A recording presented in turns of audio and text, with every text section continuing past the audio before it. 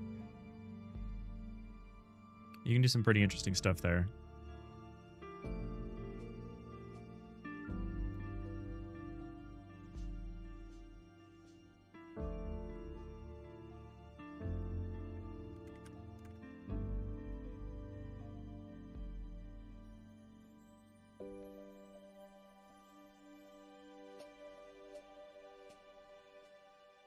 I might call this the edgeless overlay and the other one the edged overlay. I don't know.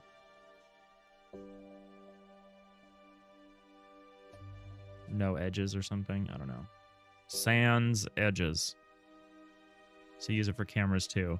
Yeah, I'd have to open the project to tell you exactly how the sub-viewport, container, and the camera are all layered together, but there's probably something about that. Using sub-viewport container, Godot.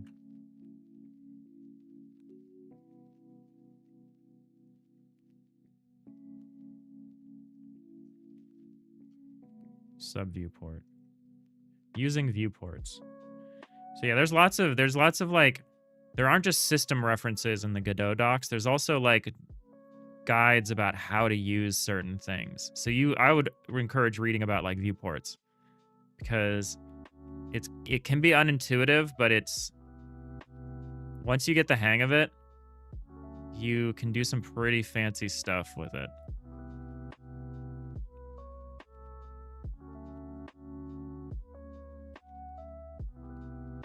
Yeah, generally, I feel like the scene tree is kind of hard to understand at first, but once it starts to click, it becomes very clearly very powerful. But yeah, the hierarchy is a little hard to understand at first, like the way viewports and canvases, the way things transforms are nested. It's a little weird to understand at first.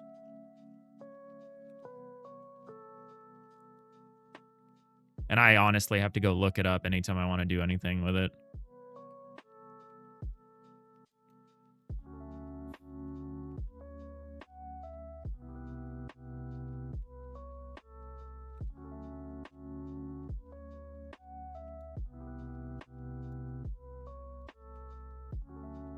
Oops.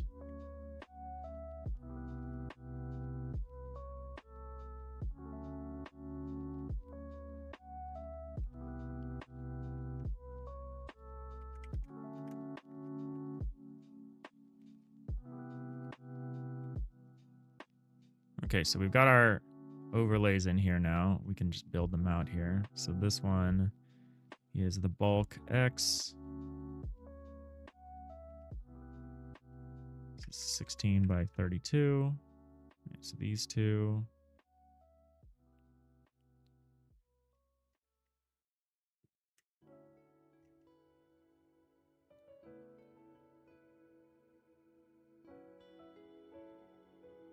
Texture offset here.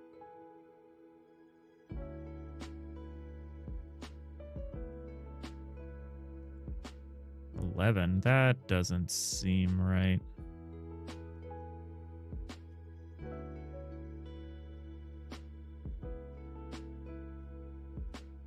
What's going on here? 1, 2, 3. 1, 2. Maybe that's right. Look at this thing. This would be in the grid T-res, wouldn't it?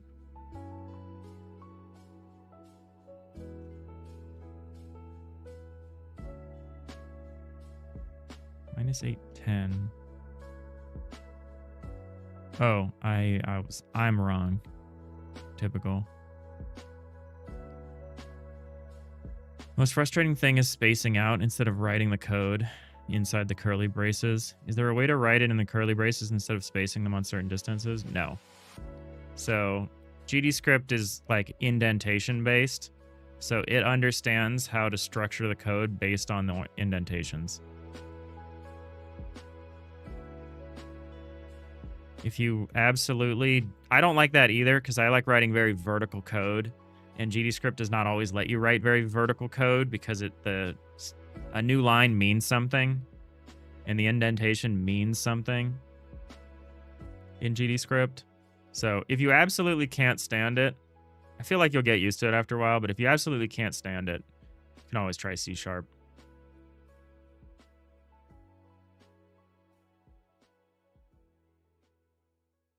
There aren't for in most cases there really aren't major downsides to using C sharp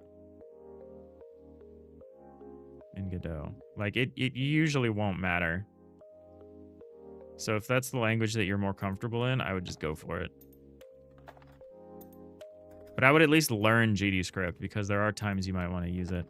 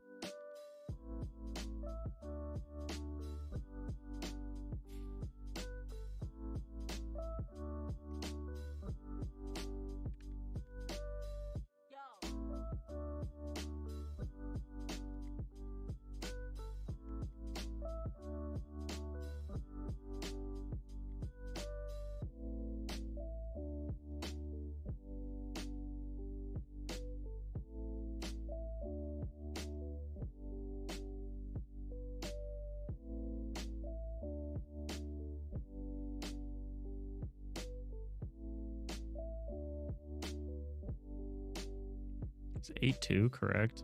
That doesn't seem right. I guess it is.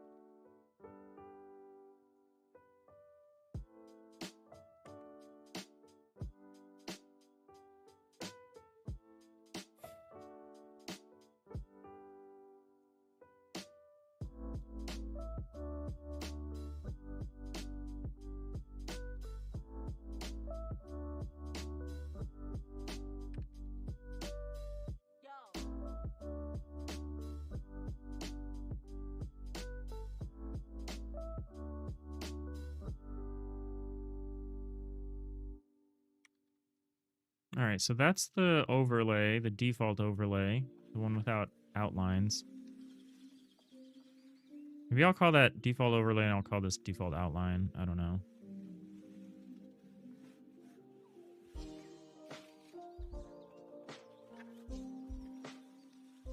I don't know. Who knows? I'm going to call it selected for now because that's what it is, but let's see. Similarly, this is currently called hover. So let's plug that in here. So right now we just tell it whether there are edge tiles or not, and we pass in a mask. So we need to pass in the mask. Let's go up to the collar. So here we would say describe tile map data. We would say tile.atlas.hover. We would say block cutaways. We would say game.input.bound out cursor bounds .to list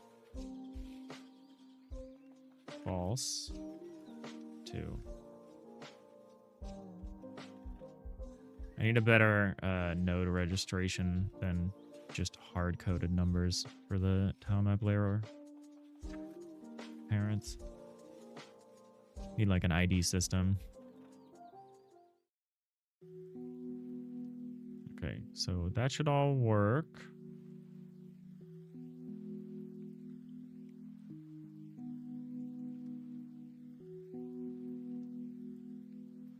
Because none of that's changed. So all we need to do is go down here, enable this. Alternative tile for you is 0. I don't know why I have a constant here. I should probably just hard code the 0.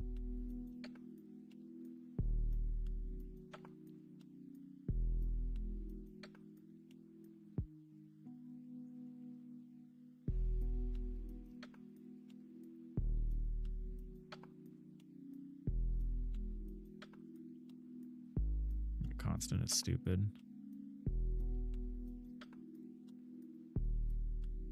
Call it X.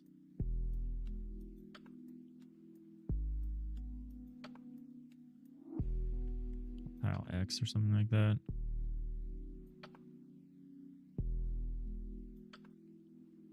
I can have alt tile Y.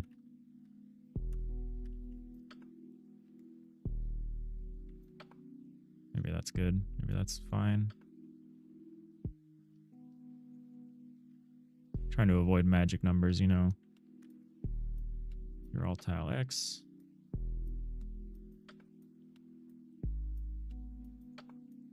And then you cohorts. What's your problem? Oh, why are you a vector 4? What are we even doing here?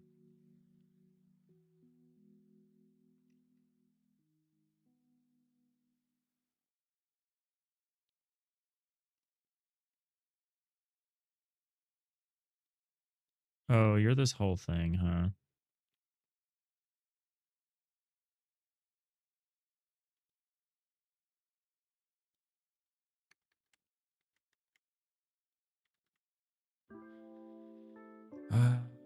Huh.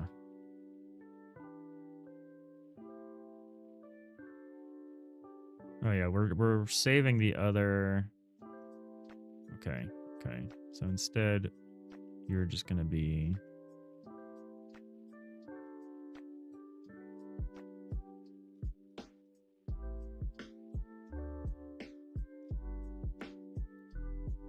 Just gonna be vector 2 I dot 0.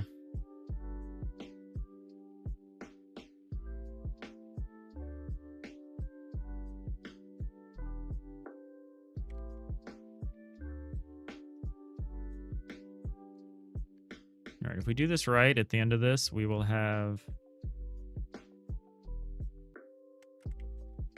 this nice little semi-transparent overlay.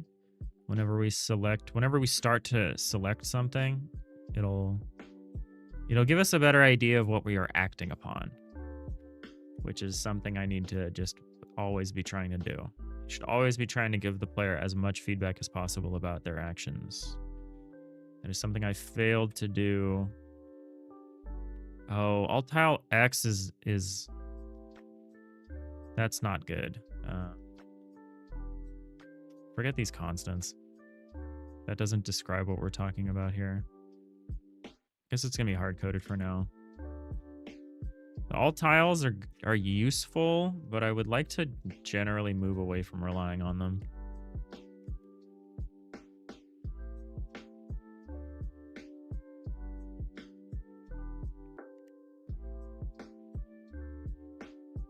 So for example, here we're using an alternative tile ID. And here we're not.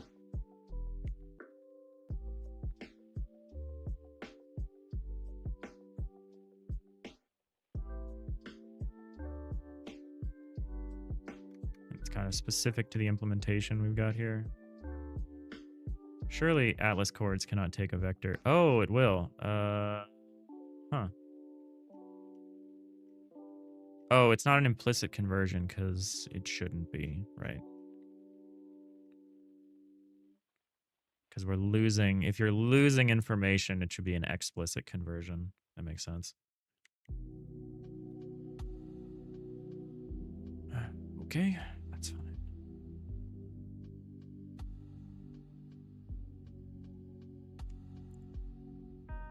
fine. Source ID here is gonna be something. Hull plus 2. This needs to be hull plus 4.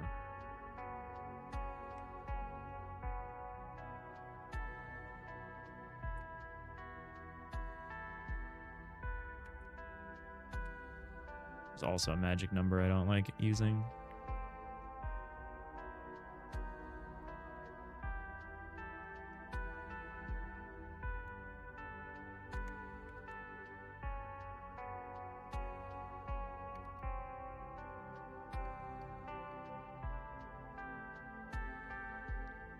Bulk X 0.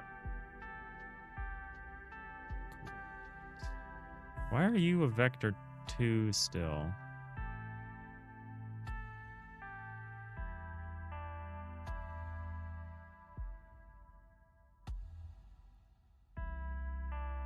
Atlas index divide. Wait, we don't use. We're spending all of our time. Oh, I see. I see what we're doing here. This should be a vector 4.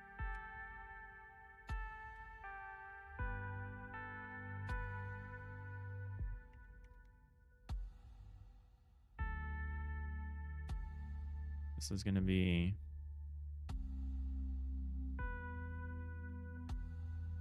You can just say coords.xy.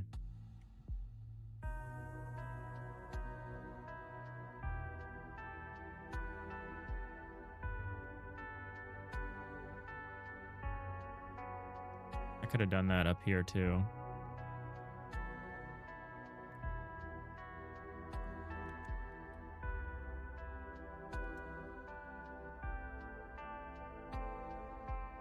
It's probably better to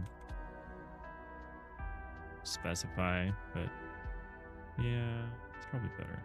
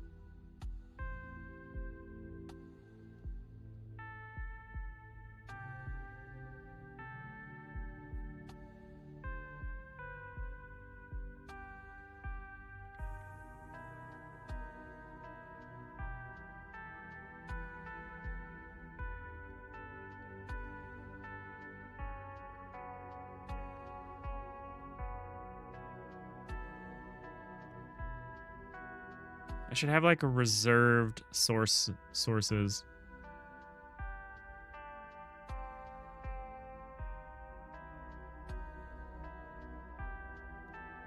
Or like account for the number of reserved sources we have, like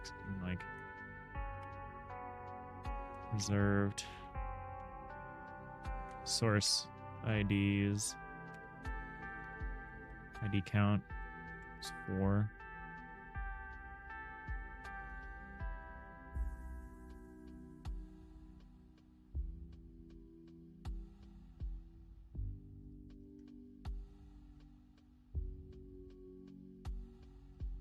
Instead of just adding a number magically. That's always the incorrect way to do it. Just adding a number somewhere. Magic number. might change. So instead of +4, it will be plus reserved source ID count.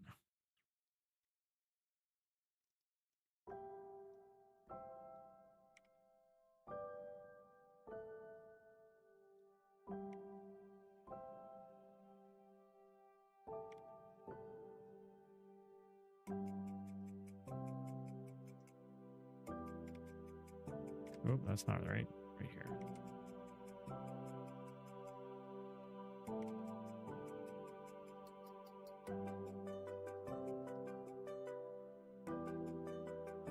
Source IDs work differently, or doors work differently here, so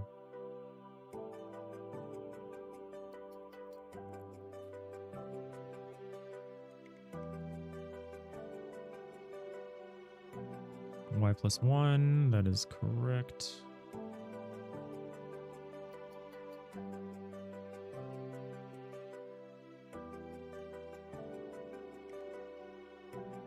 All right, we're in ads. I'm gonna go get some water real quick. Be right back.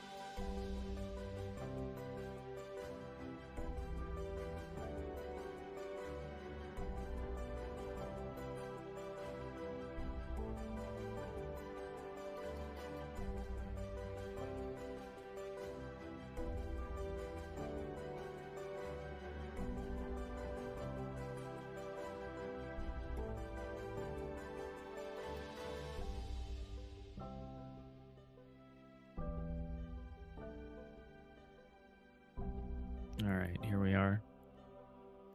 Back again.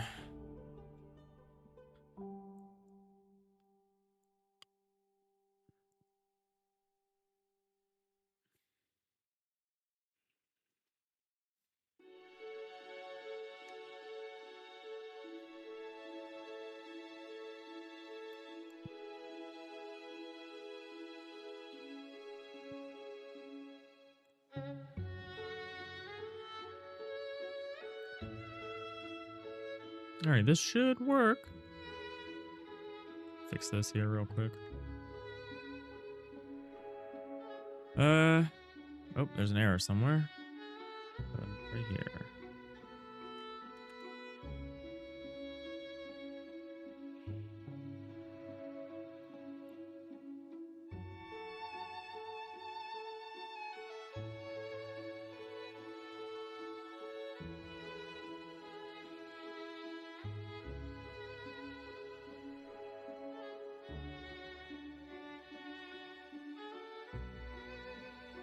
Uh-huh.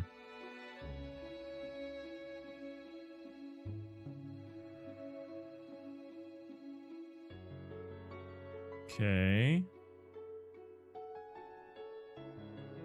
Interesting.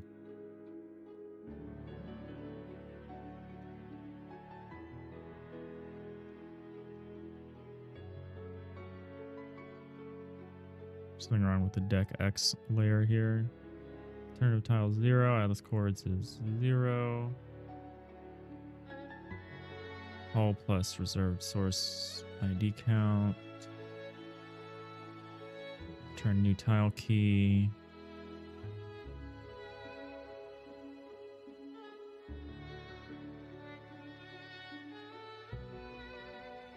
Oh, source ID needs to be hard coded here. Source ID is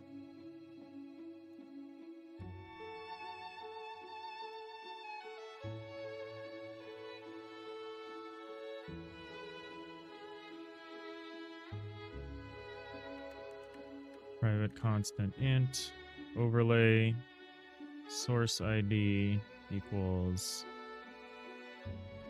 2.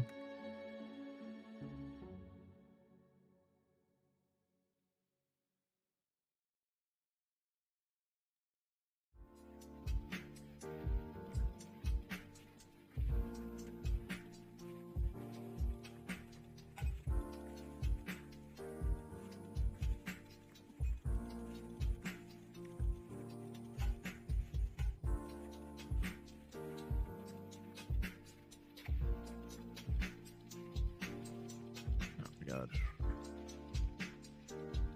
Getting ahead of myself here. There we go.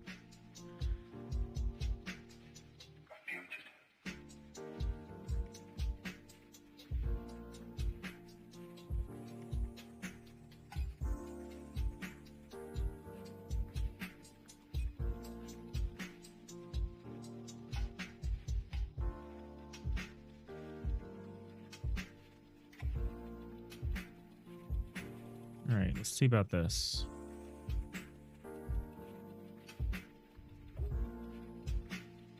Interesting.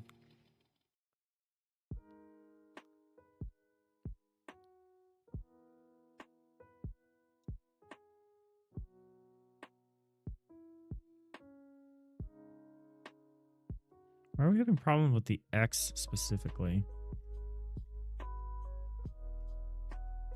There probably should be...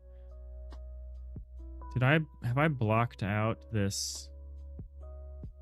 Cutaways has extensed full bulk. Or this. Turn default. Oh, is default?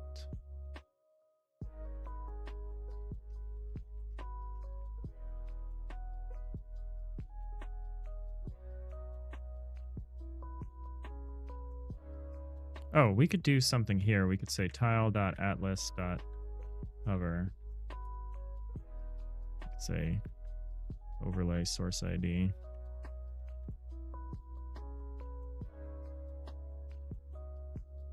Here we could say source ID. Chords, cutaway has half bulk. X1.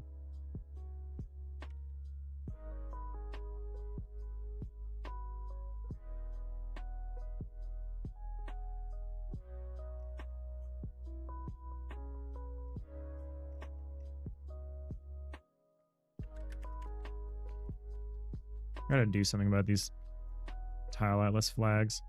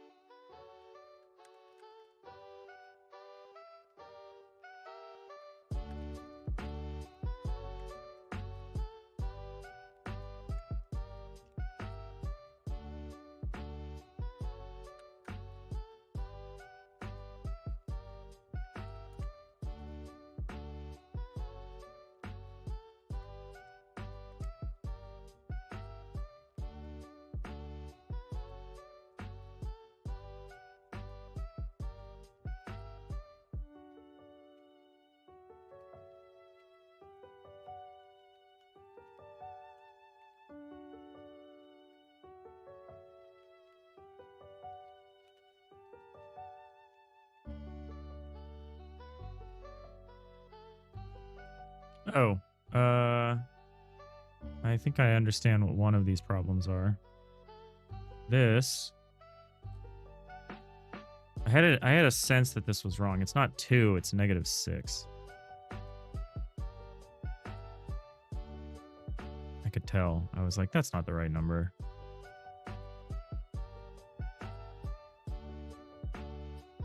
Okay, that should help a little. It is concerning that we're overdrawing, though.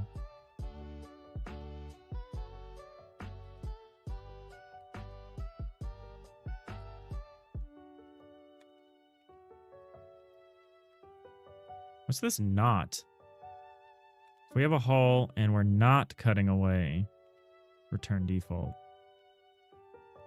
Isn't that the opposite of what we want? Wouldn't it be if we are cutting away? we're fully cutting away, we should not be drawing. Oh, we're checking our neighbor. There should already be a check here for this. Yeah, there is. Okay.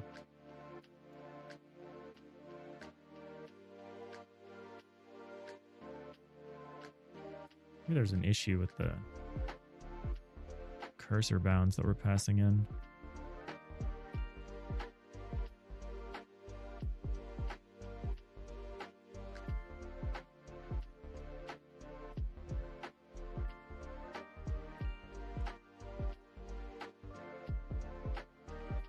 All right, I don't understand why that's double strength there. Very strange. What is going on here?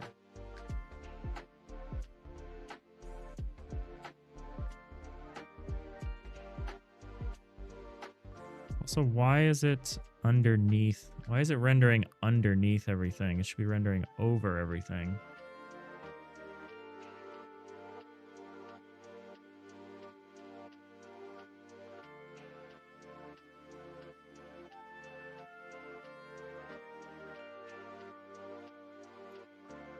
Can we switch back to the other system and test real quick? I like to keep the old system. Oh, I deleted the old system. You cannot switch back to the old system. This is why I keep things around forever. I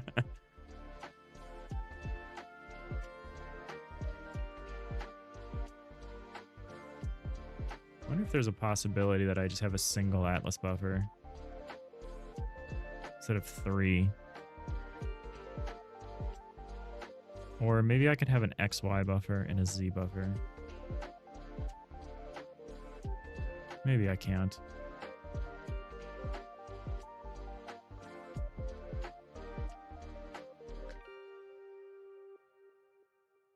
I guess we could stick it all in one buffer and just measure how far, like use that as a dimension of the buffer, whether it's X, Y, or Z. That could work. Just have a single one. I kind of like that idea, actually.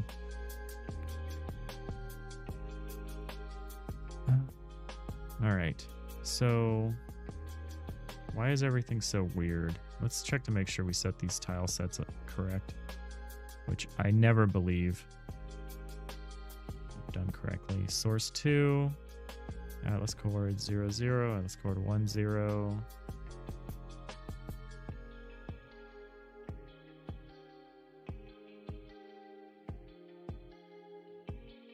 Negative 810, negative 810.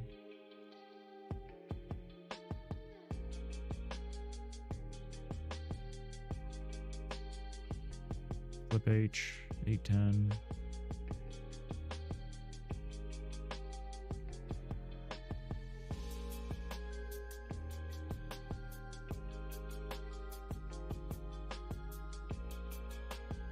Hover levels.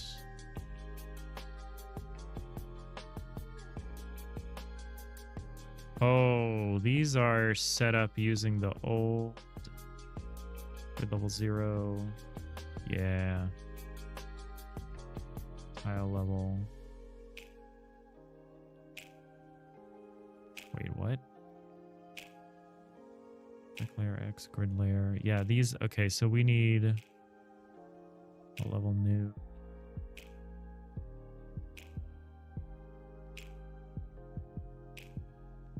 So there's no distinction between a grid level and a tile level now. I guess that's okay.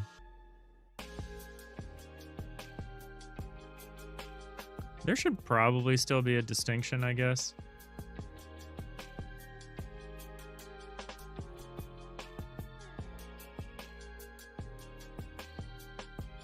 We're probably going to have a whole bunch of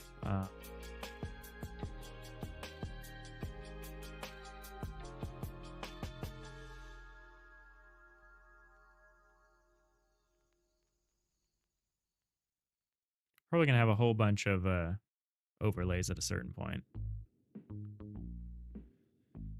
But I guess the thing to do temporarily is to substitute this out here.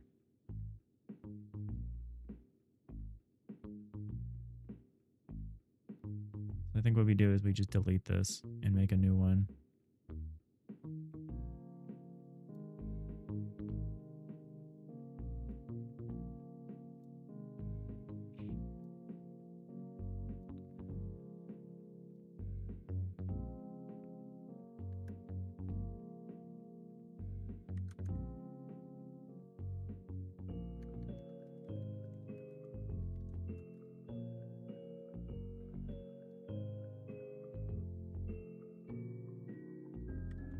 That explains why everything was being weird. We were using a different tile set.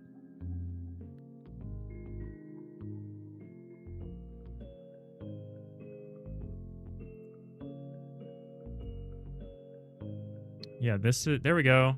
We got our nice little gridded overlay now.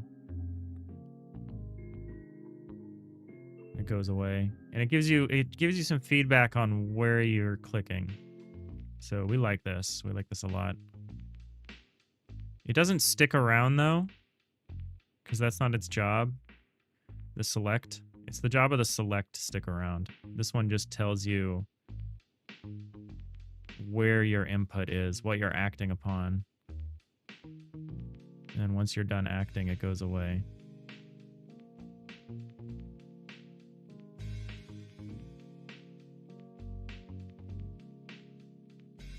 Oh, kind of interesting that it does that, though.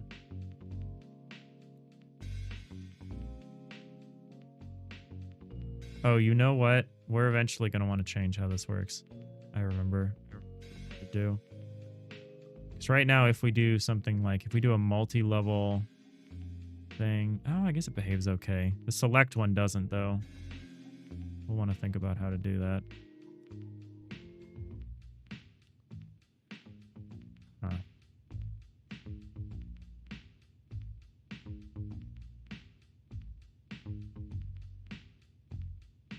All right, time to do the select. The hover works. So now we're adding the selection layer, which is going to be a little tedious. We want to take this. We want to, actually what we want to do is we want to take the template, make a copy of this, save as default selected.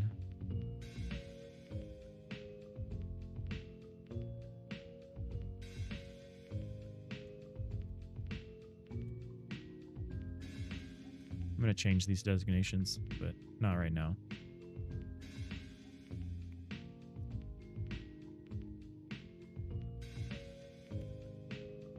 So this, all we really need to do here is change the colors.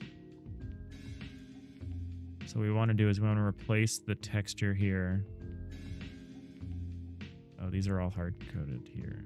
But we still want the white, so we can keep the white.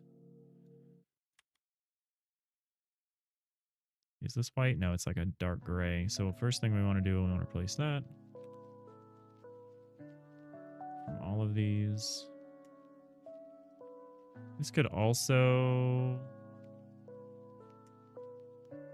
yeah, whatever. Who cares? So do that.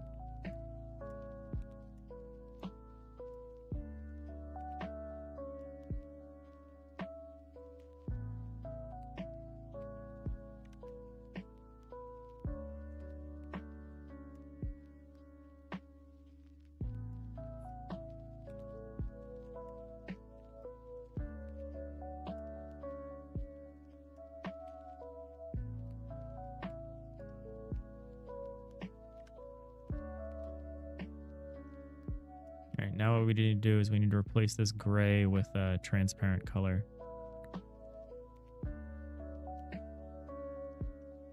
Let's open our examples of this.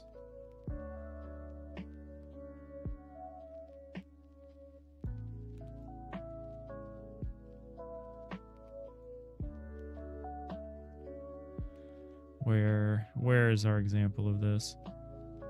It's probably in Hull for some reason.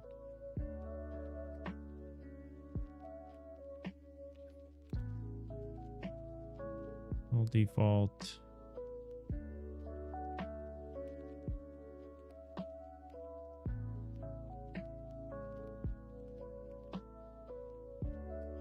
We'll default select is fine. So we want to grab these colors. This is 207, 207, 207 with a 146 alpha. So can I just, is it easy? Is it just as easy as replacing this? I don't think it is. No, it's not, because it's gonna, ugh. Okay, so what we can do though is we can do this. Select all of these. Well, let's get the color back here. Select that. Actually, select this as the main and this as the secondary. Or are these the same? That's not right. Oh no, that is right. So what we can do is we can just select all of this stuff.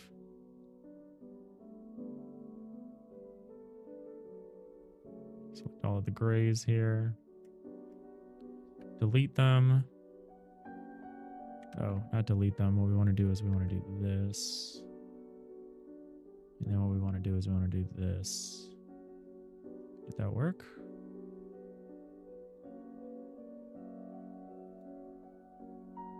Oop, oop, stop selecting everything. Magic wand has gone out of control. What if I remove this? Yep. Okay, I think that might be it. I think we got what we wanted. Yeah, okay. So I just go through the steps for everything else.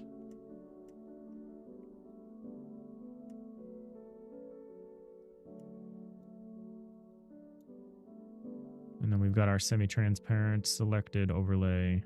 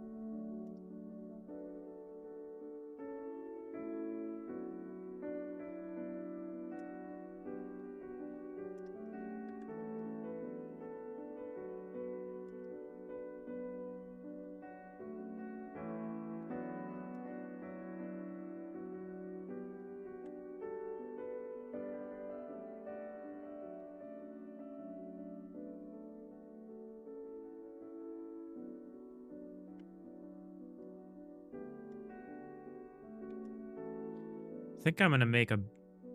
I'm realizing that... Okay, maybe not the missing one, but... Every other block material is going to need a number... Or block shape. I guess there's a difference between a block material and a block shape. Like, you could have different textures for these cubes. You could add those and they'd use the same shape. But you also might have different block shapes. Like, you might have a pyramidal shape or a more curved shape or something like that. And different shapes are going to need different overlays.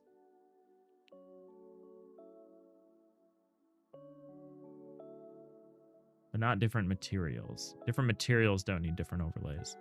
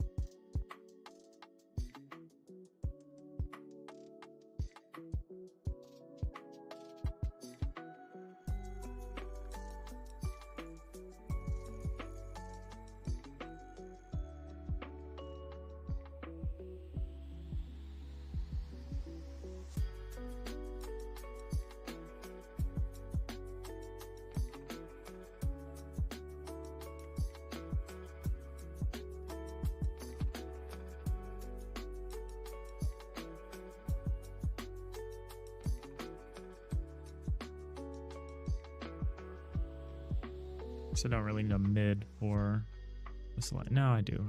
It's just not colored differently. All right, so here's the default selected. Let's get that in here. Let's get that set up. I need to export it without the background or it will look crazy. Okay, let's get that added here.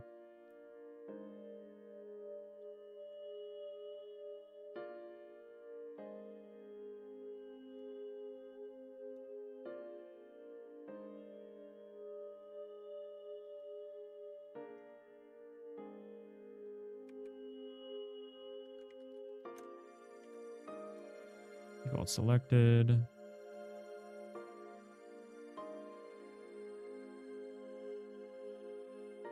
I should call this like edged overlay and like no edged overlay or something like that. So that's really the only difference between these two overlays. I should probably call them something else. So right now I'm calling them based on what I use them for and not what they are. Probably better to call them what they are. Then I could use them for other things without having to make that associative leap here. But it doesn't really matter for now.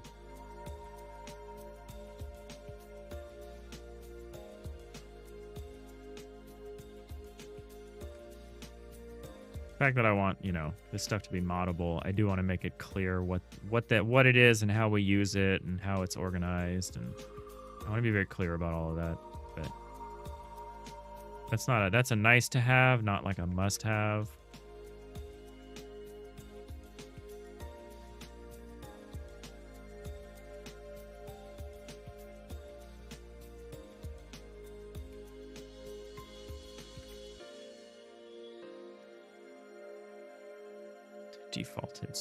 Default selected.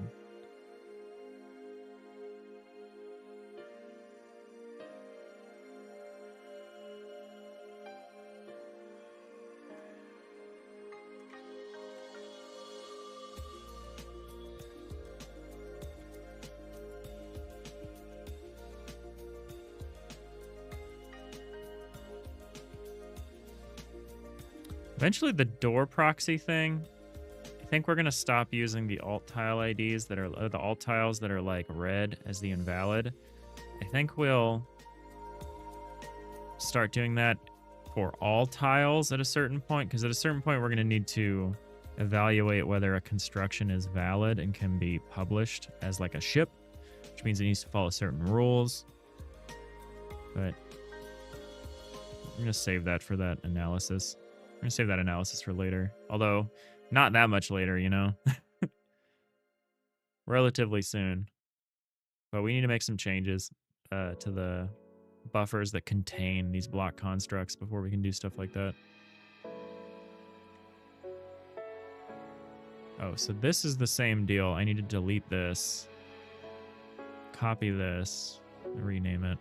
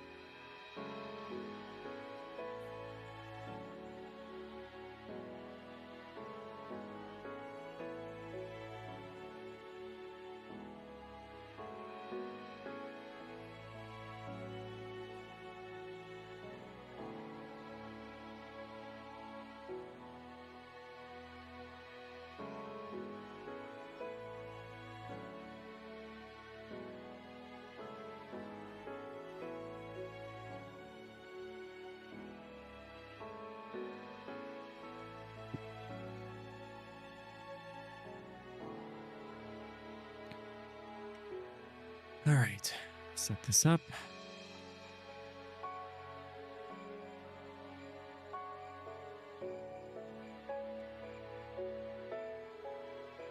It'd be nice if you could copy a whole source. Is that even an option? No, it's not. It'd be cool because I have to set these up every time. It'd be cool if I could just copy them. Right now we have the doors as part of this texture. I kind of want to change that.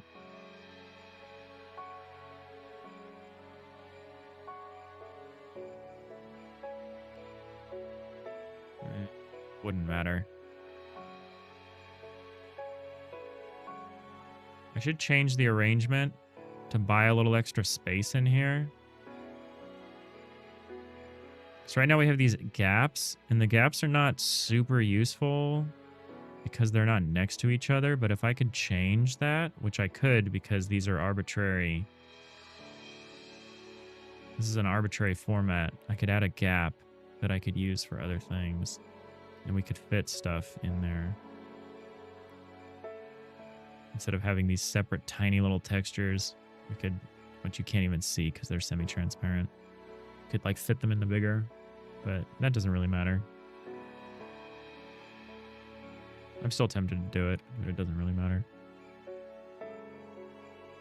I want these big textures to be very self-contained in terms of they contain all of the pieces you would need for a given block set.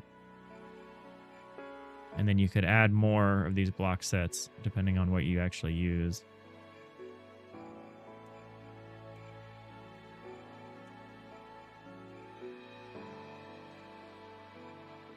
I don't know.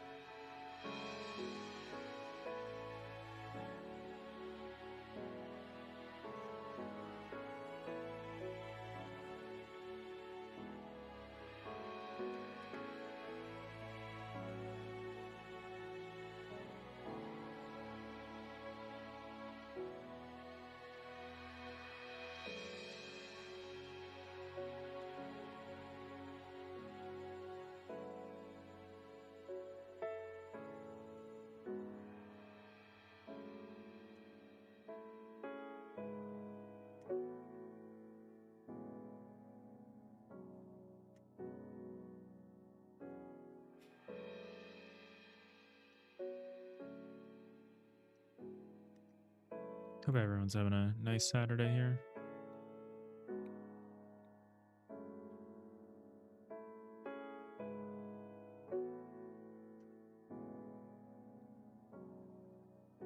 Oh, I forgot to do this every effing time.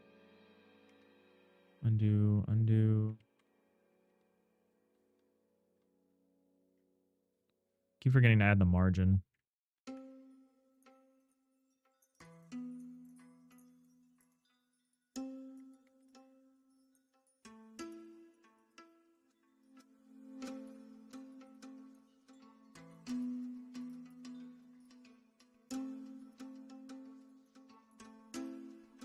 I like this song. I don't remember. I can't figure out what it reminds me of, but it reminds me of something. Probably just RimWorld songs.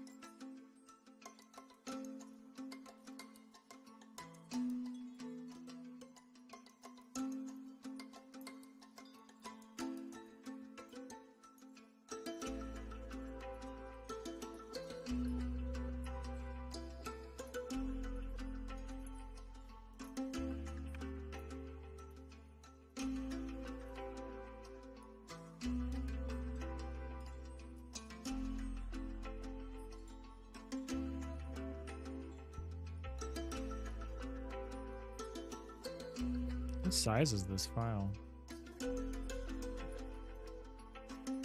256 by 512. Okay. 400 something.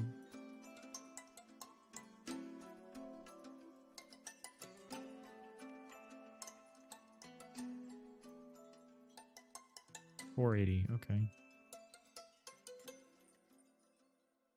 That's the margin.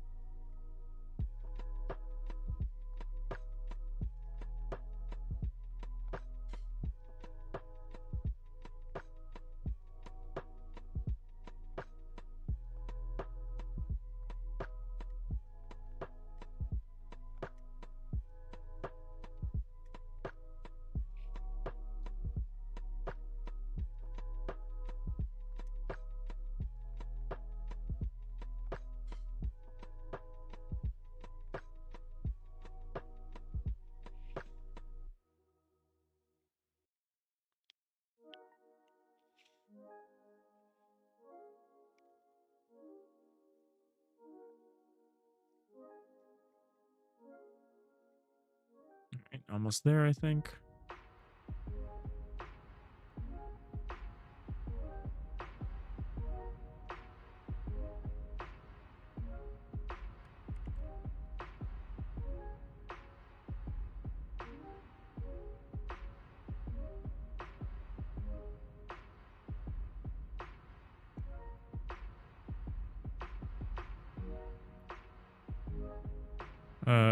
I don't have any selection stuff for the doors, do I?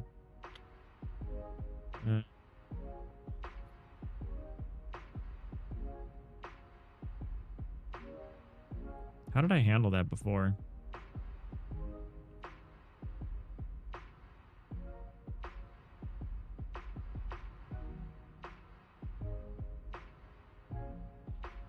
I guess it's fine to do it this way.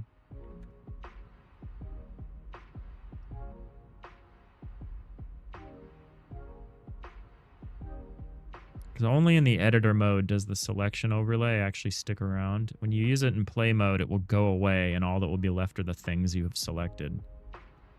So it doesn't really matter. All right, now I just need to tell it where the source, point it to the right source for these.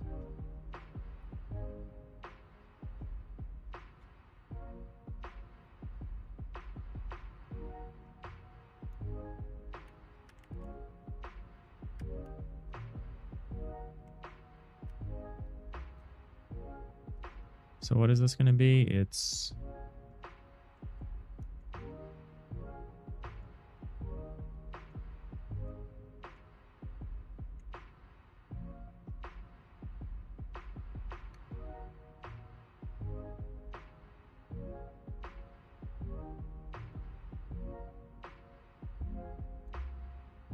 make a selected source ID.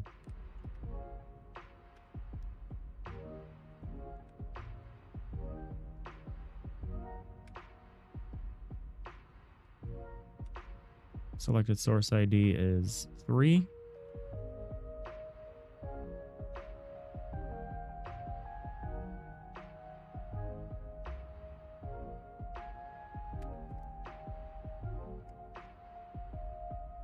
Just add this line to everything. Should be good.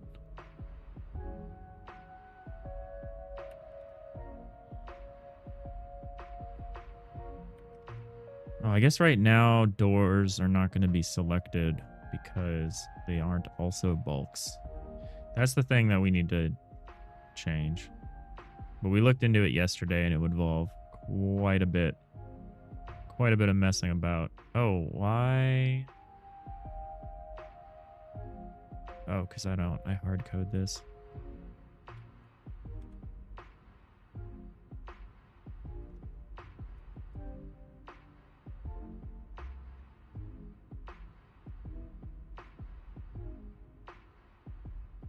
Am I doing that anywhere else? I don't think so.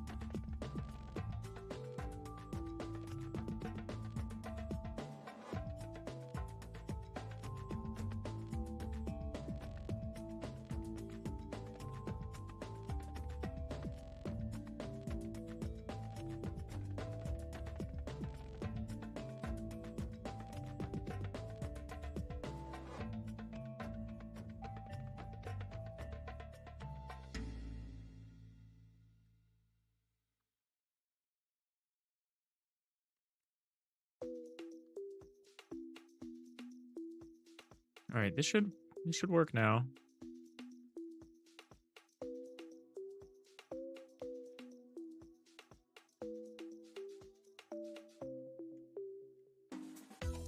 Let's see what we get.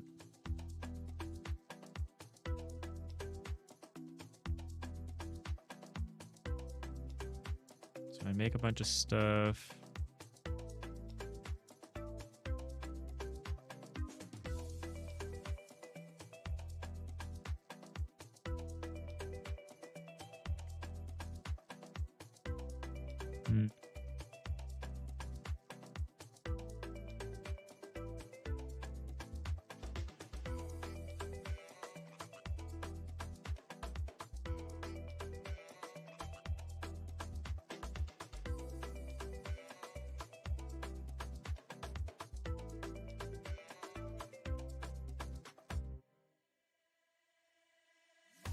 Oh, it would help if we called it.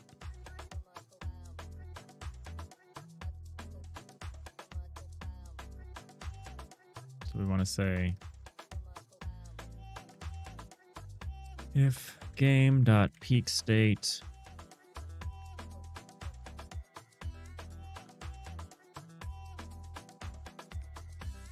we could say is, well, we could say not equal. I don't know. Equal game.state.edit return. Otherwise, we say describe tile map data tile.atlas.select block cutaways game.input.cursor bound. Oh no, that's not cursor bounds. We want to say selection. Say true. 3.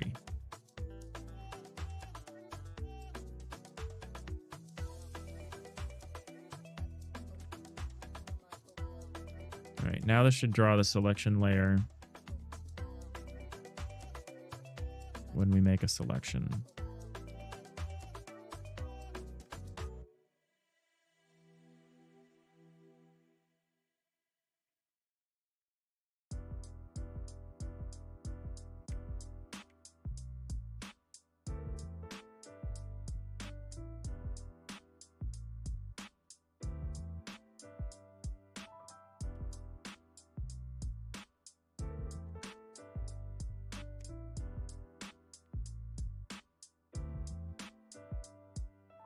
All right, so now if I start to select stuff, all right, we're in business.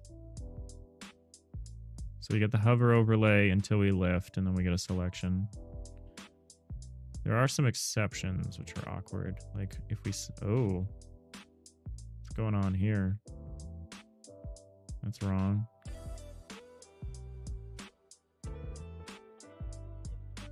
How's that happening?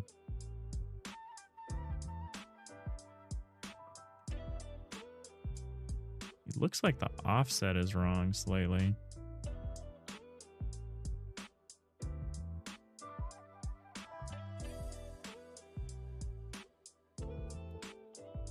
Looks like the select half wall bit is down 2. That doesn't make a ton of sense though. How is that? How is that the world we live in? It's correct, except when you do the half block thing. Very weird. Oh, is the template wrong? Oh, yeah, it is. Gotta fix that.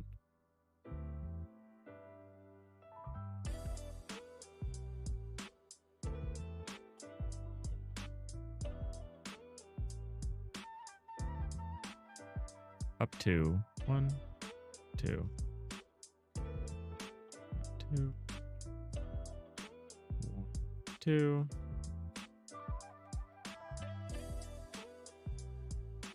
And gotta fix this as well.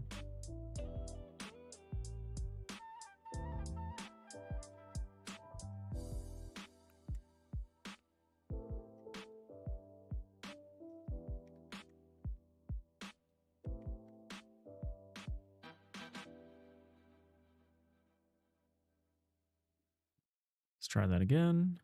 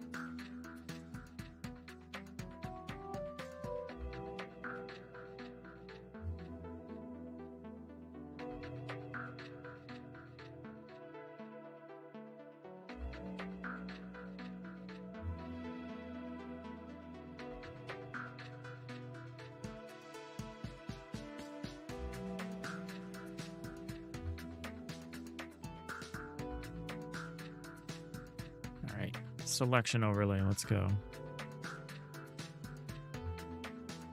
Show me what I got.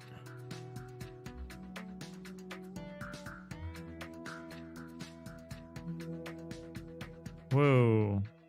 Okay, so the Y is off by like a crazy amount. All of a sudden. Strange.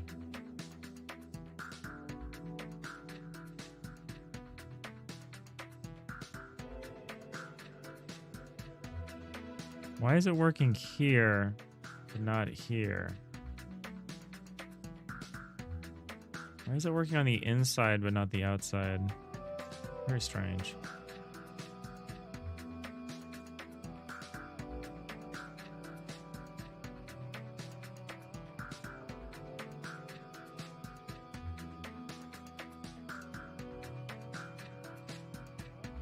It's the Y. Bulk layer Y. What is going on with you, buddy?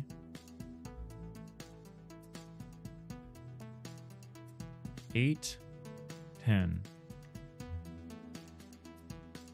That is correct.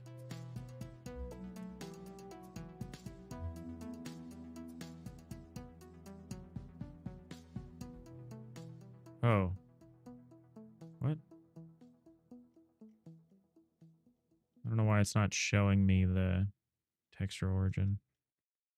Oh, this top layer is it. What? Okay. Fix that. This particular layer was not set. I wonder if that's true of the Y side as well. Or wait, this is the X side. Oh, that explains that.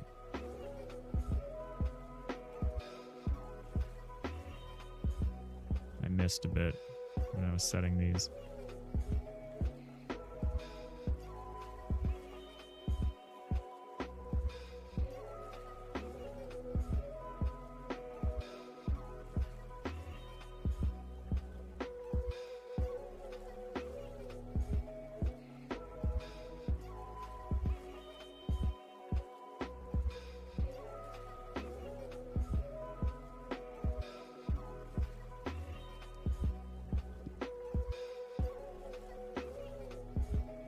All right, I think we're almost done getting the overlays to work again, which is great.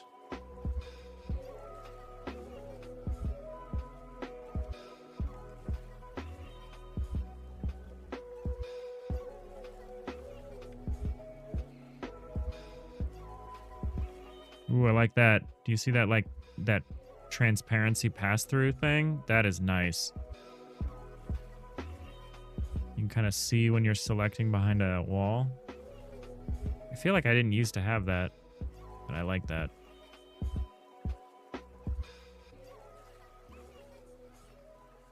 That's the kind of thing we're going to need because these half walls don't go away.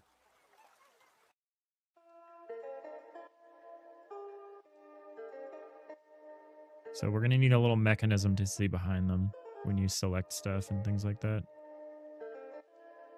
Doesn't work for select, which is strange. Maybe hover has like a higher Z index or something. I don't know. This I don't like either, so we don't get the outline here because this is... I guess this doesn't matter.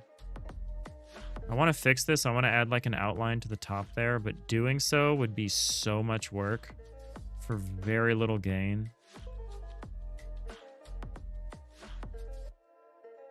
It would involve drawing down from above from a floor block that's not selected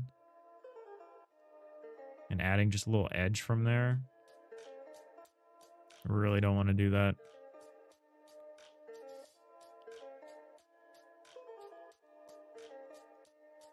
So I think I won't. Same thing with this edge here. Like you can't see it because it's being covered by the material behind it and above it.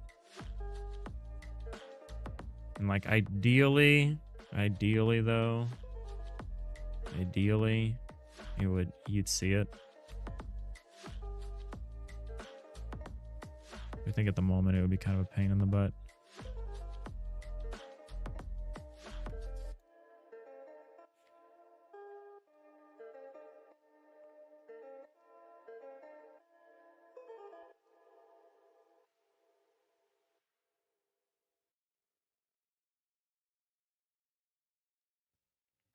I do like how the selected blocks kind of... Oh, that's weird. Can't see it there. You can see it everywhere else. Why? Oh. I see. I see why it's not doing it in that case, in this middle wall case, but I kind of want it to. Kind of want it to do it anyway. Oh, I kind of don't want to do it in this case, though.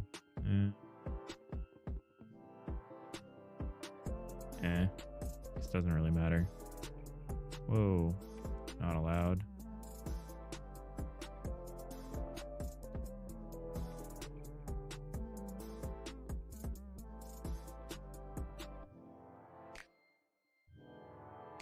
Oh, shoot. Look at this. I didn't think we could do that.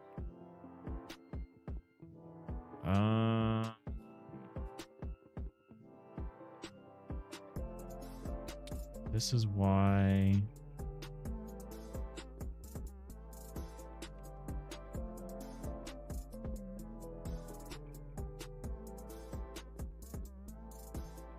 Might need to change how the... Oh, or we just do that. Gotta change the outlining rules a little bit to account for the fact that we can't do these half block outlines anymore. What happens with doors? What's going on here, though?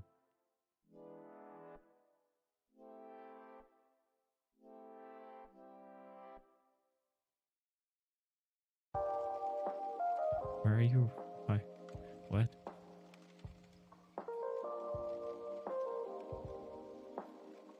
It's like following my cursor around in a very weird way. It was not doing this yesterday. Wonder what I did. Wonder what I did to ruin everything.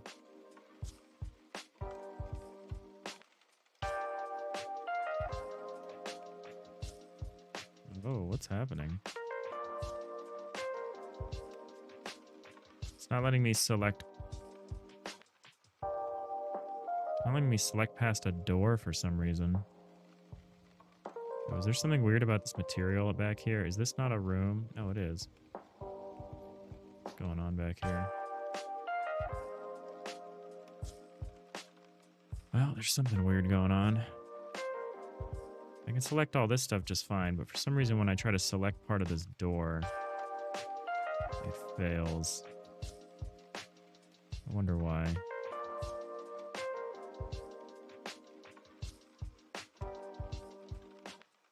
That might fix itself when we treat doors as walls.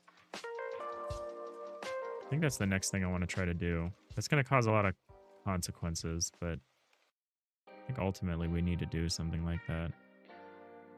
So treating doors as walls and then adding and then fixing the auto tiling rules are like my priorities. Treating doors as walls is good.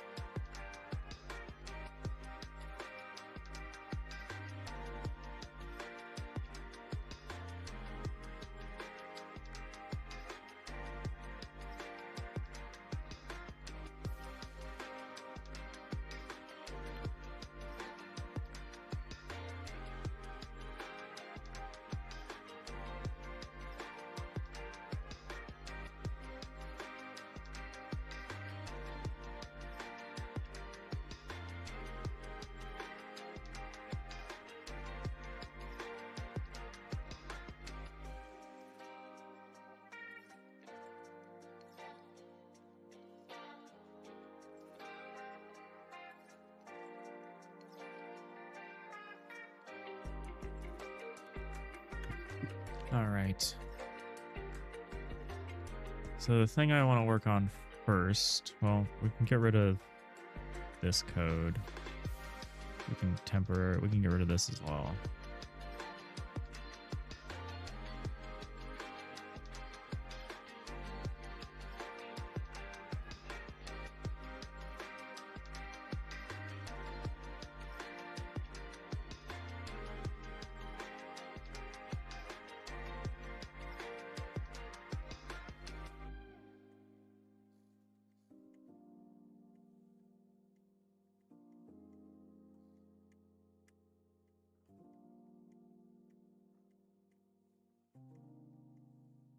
I think I am going to do the thing I was talking about where you can only place a door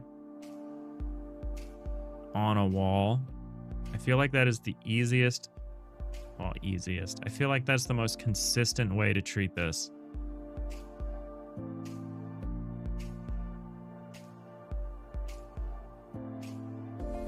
I think I can live with that constraint. However, it does add a significant complication to the block tool. Because previously the block tool it has merge rules and it does its best. I guess that's actually not that weird. In the merge block, you would just say, are we trying to add a door? If so, is there already a wall? If not, we're not doing anything. The only problem is it treats that as a change. Just the attempt would be treated as a change. We could also stop these has any bulk or door checks. We could just say bulk. You don't need to do bulk or door. You could just say, is there a bulk? And then the systems that care about a door will ask if there's a door and won't need to think about whether a bulk is there or not. So that's nice. That's nice in a lot of ways.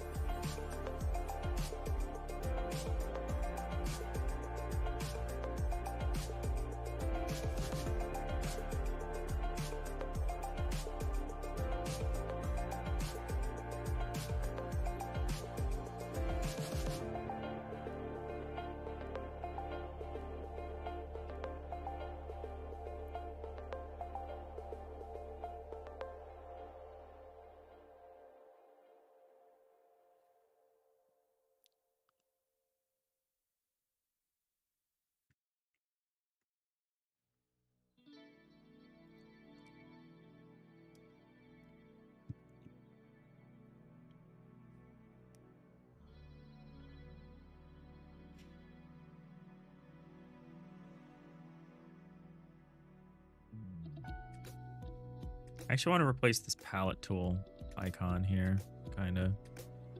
I actually don't want to redraw right now, but I don't like that it's this narrow version because that's very non-representative of what it's supposed to be. Should be the full block. I have to rearrange this whole thing though. I don't really want to do that.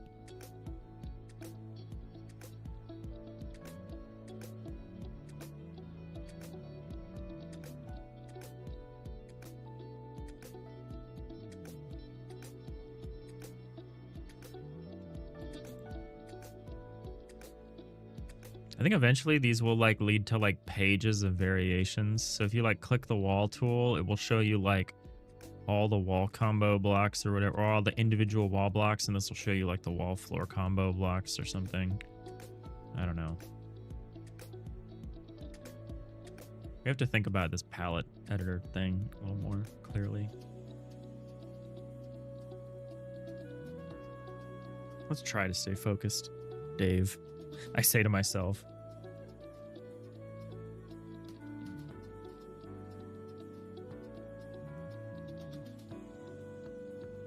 All right, so this is mostly going to be about updating the block.merge function. Block.merge. This one, I want this one to be able to tell whether it's succeeded or not. But I don't know if I'm going to be able to do that.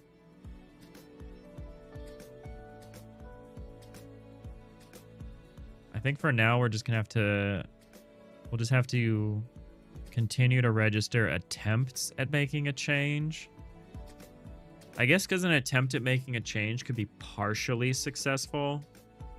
And that would be really annoying to try to square. And record only the motion that was fully successful. So I guess it's fine. I guess we can continue to just record attempts to make changes, even if the change doesn't actually happen. Why don't I have this block.select function? Why do I have it written here and I don't use it?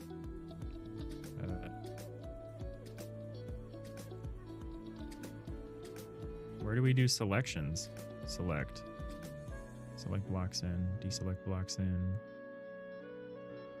Oh, all we do, oh, because the select is not a block type anymore, or a block form anymore. It's just an area. That seems wrong.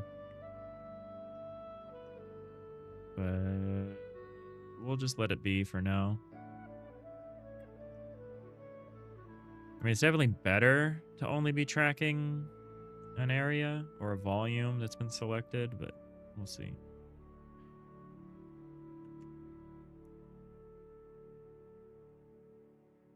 Because something could have been in the selection volume when you selected, and then it could move out of the selection volume, and you'd want it to continue to be selected. Like if you try to select a character, so that's going to need to change. Kind of back to this where you add a select form.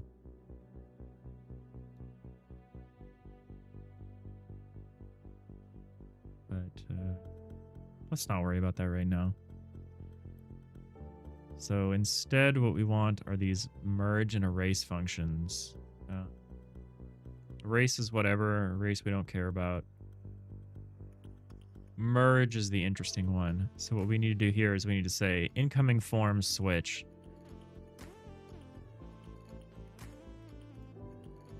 So we want to say forms.door. We need to say existent add forms. What we should do is we should say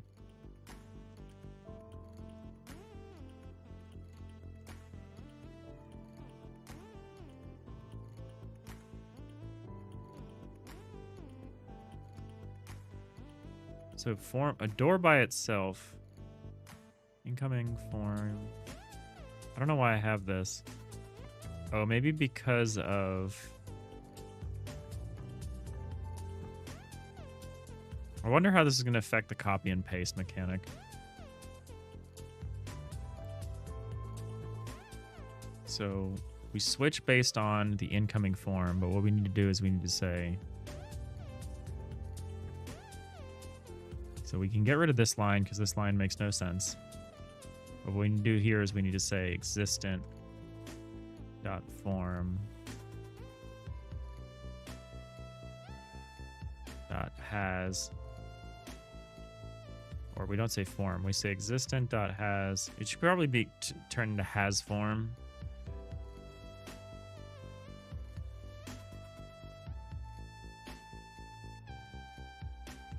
We need to make sure it has forms.both, which is terrible that I call it that. So if it has both, if it has a deck and a bulk, which is what both is short for, which is terrible, I should probably call it something else.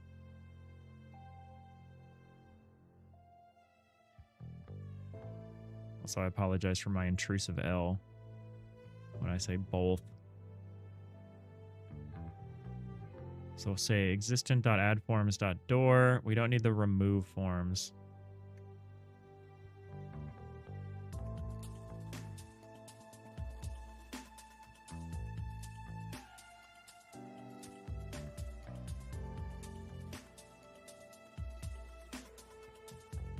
So we just say addForms.door or existent. So we can add a door, but only if there's already a bulk there. Well, that was an easier change than I thought it would be. Let's see if it worked. It'd be cool if it works. I still don't understand those ghost doors that we saw when we were trying to place doors earlier. I genuinely don't understand where that's coming from. Let's hope that that's not a problem anymore.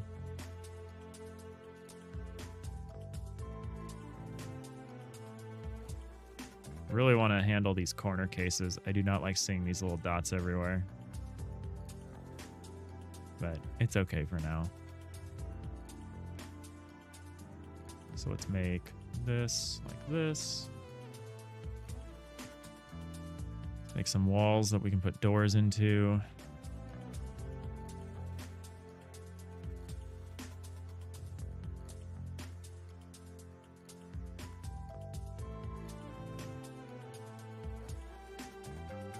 Let's try to put some doors.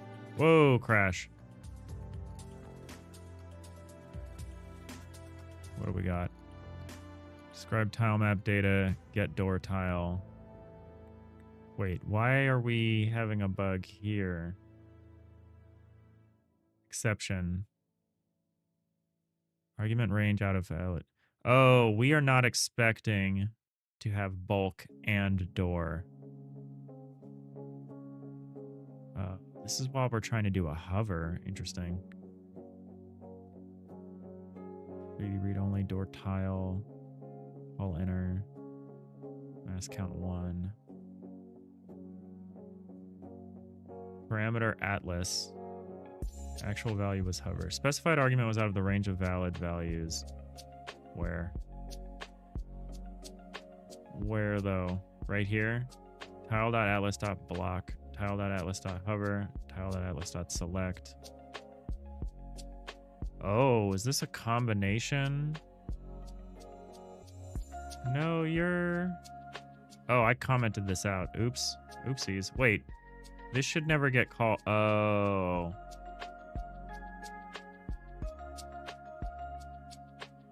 I see.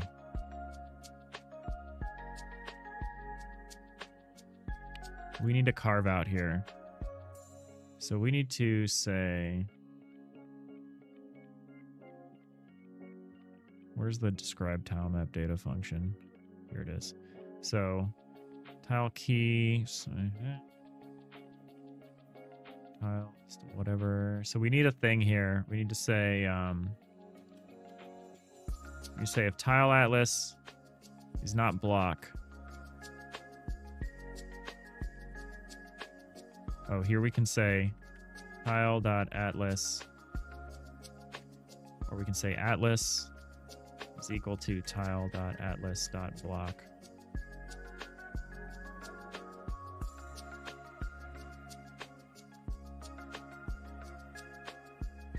Otherwise, we just want to pass, honestly.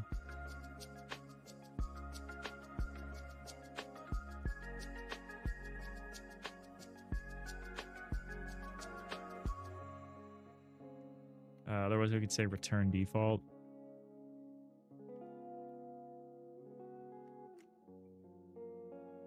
Does that not work? What does get bulk z tile return? It returns a tile. Oh, return tile dot default.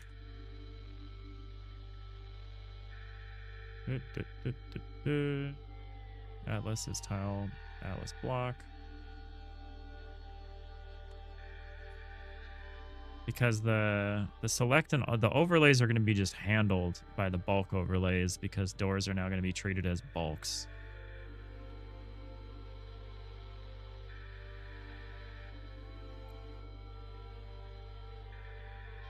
Can I just say new? Why is this upset here? Oh, I don't say return. I just need to say default, right? There we go.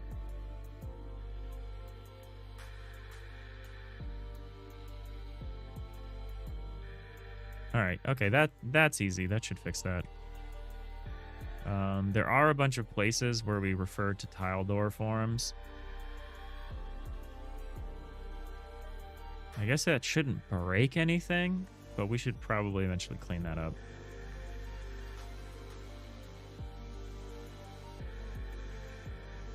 All right, let's throw down some doors here.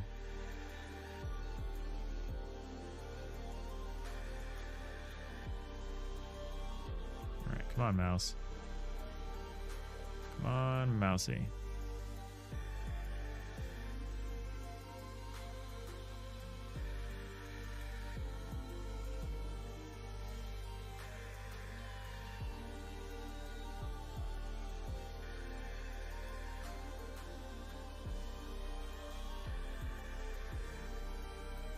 Put some doors in here.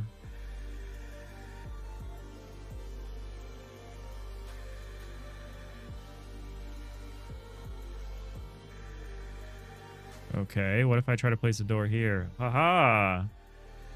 Ho ho ho! Can't be done. can only place a door where there's already a door. Oh, that's weird. What's going on there?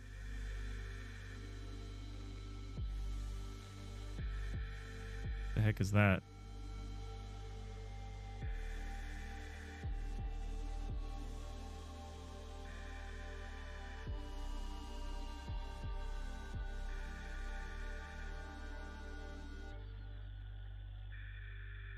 I guess we still need the invalid door thing for when we try to do something like this. Like we just try to create too many doors.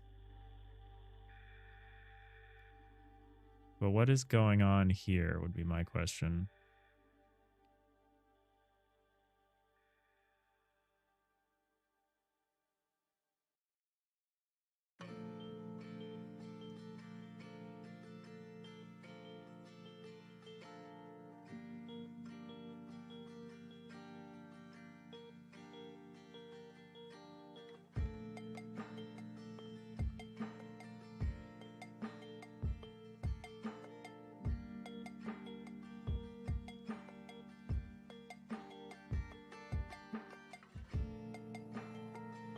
Okay, so we kind of achieved our goal, but we kind of messed something up in terms of the way doors are getting drawn. Somehow.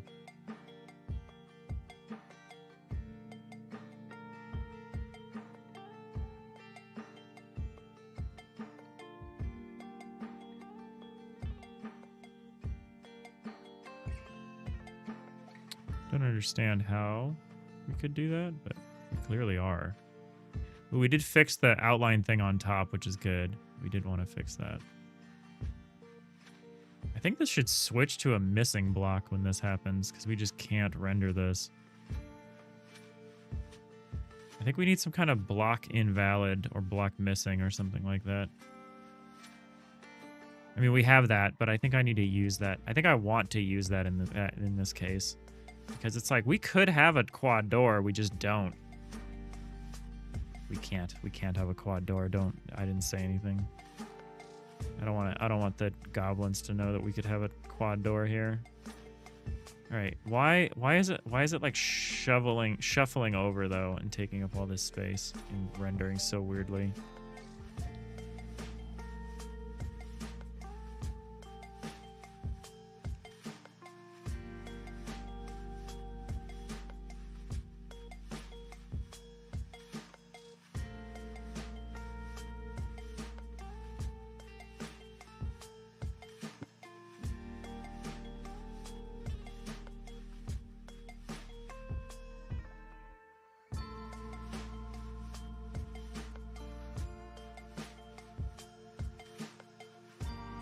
Mohammed, hey, how's it going? Welcome in. All right, so what did we change that would have broken the way the doors are being rendered?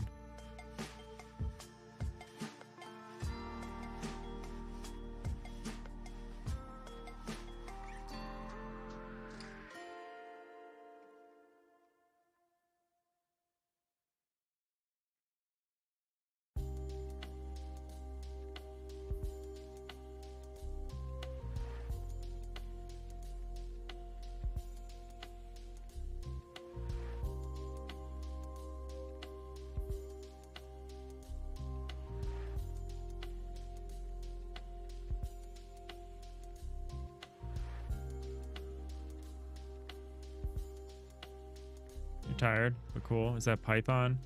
No, this is C#. Well, for one thing, I can get rid of all this stuff. We don't need to switch off the Atlas anymore because at the moment we don't support anything else. I'm just going to clean this up and make it a little easier to follow.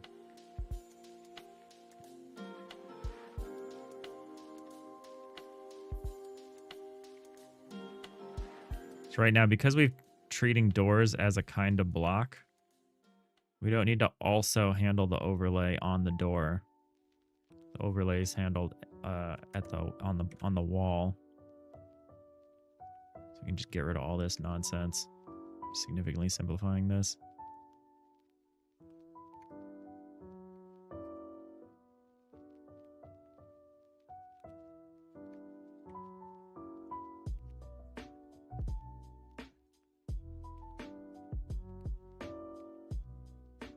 we do need to still switch on division. So I think the division switch is maybe causing some kind of weird thing. I don't know. It's very unclear to me why that's happening.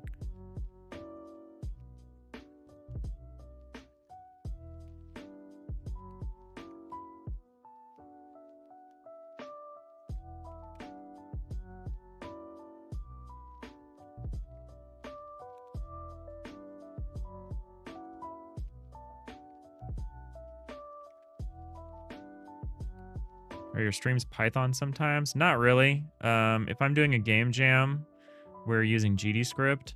GDScript looks like Python. That's as close as I'll get you. It's not though, but it looks kind of like it. We do have some GDScript in this project, but it's not a lot. We pretty much only work in Godot and the Godot game engine, and the Godot game engine has its own scripting language called GDScript, which, yeah, superficially resembles Python. My understanding is it's pretty different under the hood, but I couldn't tell you the specifics. But for this project, we do a lot in C#. We have our simulation layer in C#. So we use the GDScript just for the rendering and the UI stuff. It's how we talk to the engine. Instead of trying to talk to the engine through C#, which incurs penalties, so we don't do it. We just use this to prepare the data and manage the simulation. All right, well, this function is cleaner now, but I see no reasonable explanation as to why we're getting that weird look. I guess let's look at the tile set atlas source. I don't know what could have changed with the tile set atlas source, but let's look at it, I guess. Door proxy layer. Look at like the double door, because the culprit is these double and triple doors, so this should render correctly. Is there a reason why we might see something weird like that? Oh, I think I know what's happening. It's rendering the wall and the door. So we need to actually change the wall rendering logic to say, if there's a door here, forget about it. Let's do that. So we can add it to this list. Say that or that, and we can say add this here. Say or this. We can say if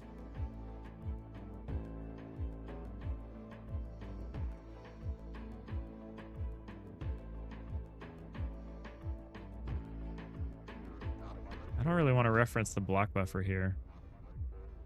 We pass in the buffer comp for this. How do I want to do this?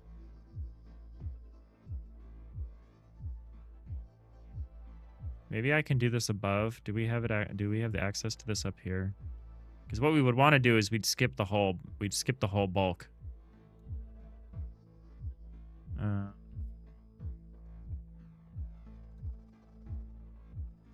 I don't even know if we have access to this information here. I mean, we could. Did I learn C# here on the stream while I was working on my project? I've been using C# for a long time. I was originally doing games, little hobby game projects in Unity I did that for about 15 years.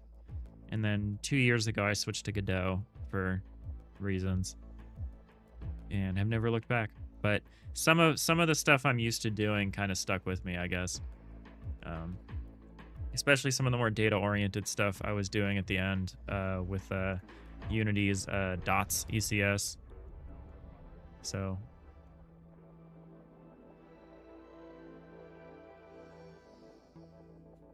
if your question is, can you learn C# here on the stream by looking at this project? I think the answer to that would be pretty much no.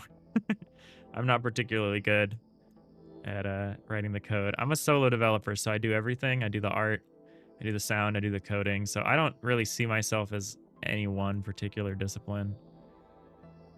I'd like to say I do everything poorly, and the redeeming factor of that is that I at least do everything. So how are we going to do this? We don't actually pass in the block information at this point.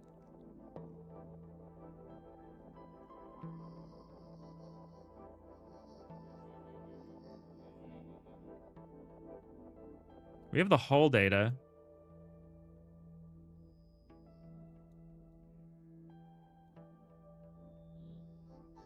You know, this kind of pushes me to think that maybe we should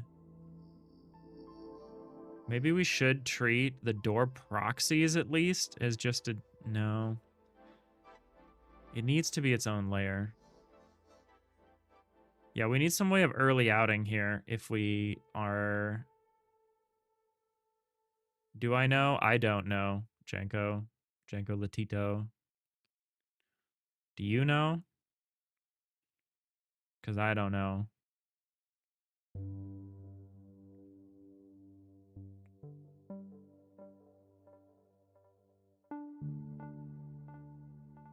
I mean, the only thing we can do is to pass the block buffer in here, which I didn't want to do, but we might as well. I don't want to pass it through very far, so the earlier we can do it... Oh, wait. Could we... No. I was thinking we could avoid declaring the hull type if it happens to be a door. But that's not what we want either, because that would mess with the auto-tiling. I guess we just pass in the block buffer. That's fine.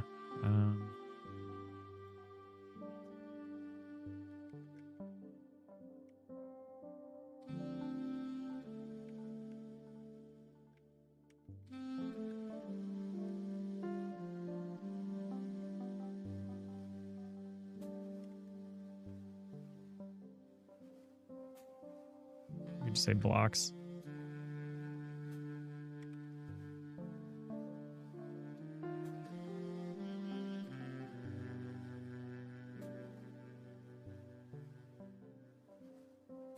You think I'm doing more than great to keep it up? Thank you. Thanks, Mohammed. I appreciate that. Our progress is slow, but, you know, we get there in the end. Preview blocks. That's the block buffer data that we have access to. Then that is what we were passing in. Preview blocks. Preview blocks.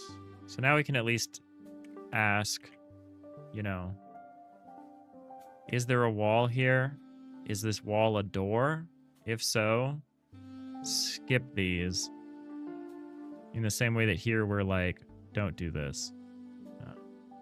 If we're trying to do, or only do this if we're trying to draw out the blocks. Otherwise, don't.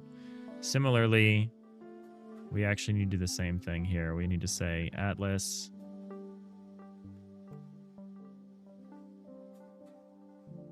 So here we can say if it's not.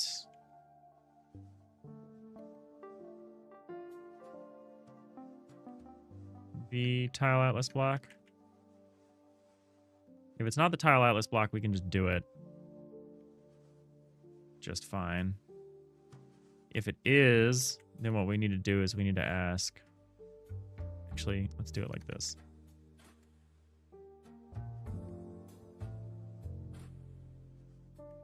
That's the simpler case. This is the more complex case. So if it is, if we are drawing the block, what we need to know is we need to know if the blocks has, or if the blocks key dot xyz dot has door block dot forms dot door. So if this is a door,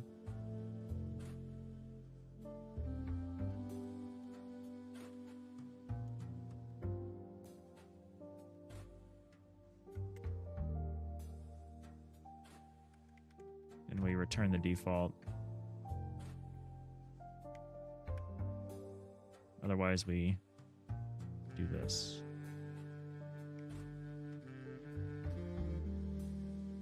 So let's do this. Let's orient this differently. So we're going to say not equal. Bye-bye. Yeah, thanks for stopping by. Appreciate it. Have a great weekend. All right. So if we're not drawing a block, we're drawing like one of the overlays, we just go for it because we don't care. If we aren't, Christian, thank you for the follow. Appreciate it. Hope you're having a good weekend. If we're not, then we can ask this question. We can say not, so that we can flip the order here. So that if it is, we can do that. And then if it's not, we just pass through the default.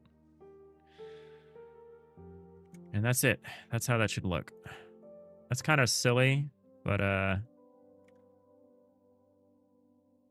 don't really see a better way to do it.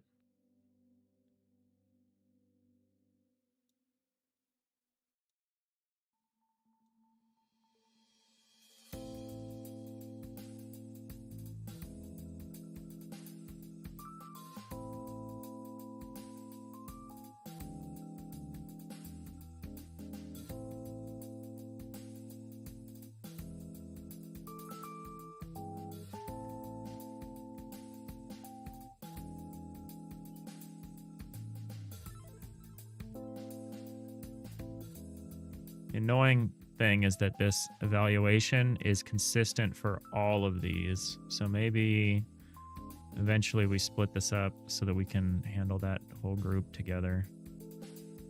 But for now, we'll just live with this. I don't like this, but it should work.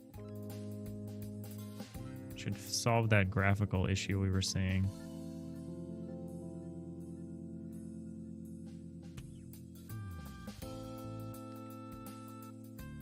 Let's see what we get here.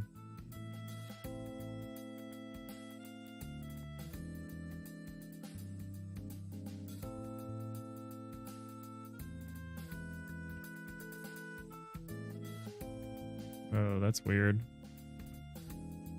Why are we getting this but only one side?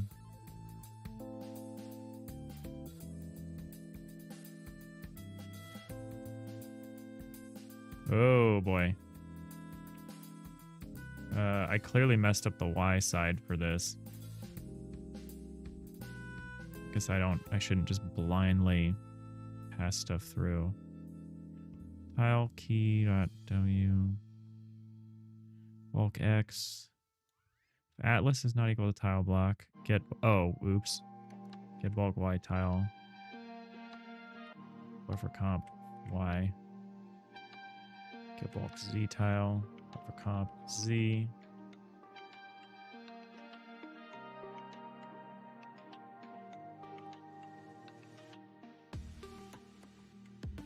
That will do it here.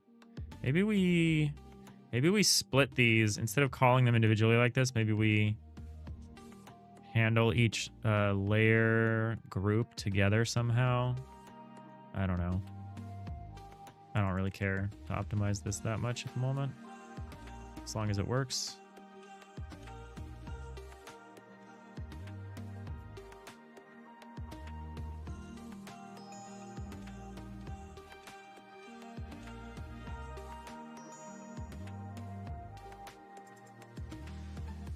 All right, well, that so far looks okay.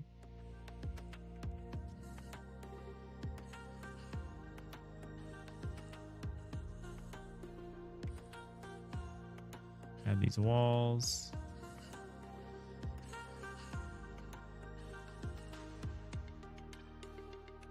All right, we're looking okay so far here. The overlays are good. They're per tile. The doors are getting placed all right.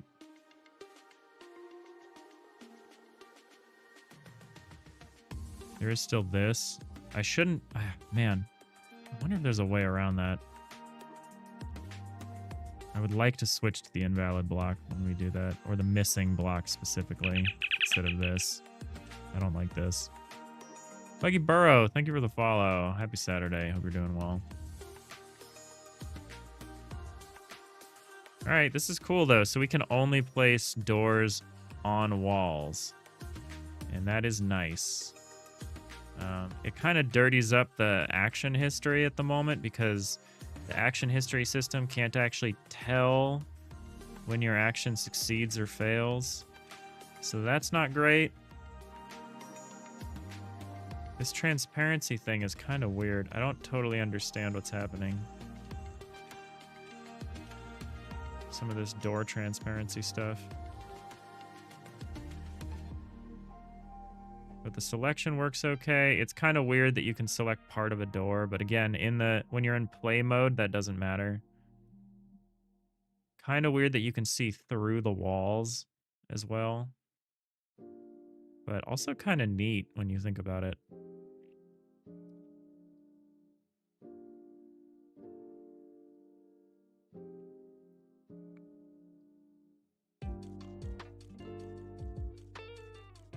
One nice thing is that you'll notice when we cut down to a half wall, there's no interruption now along the wall with the door.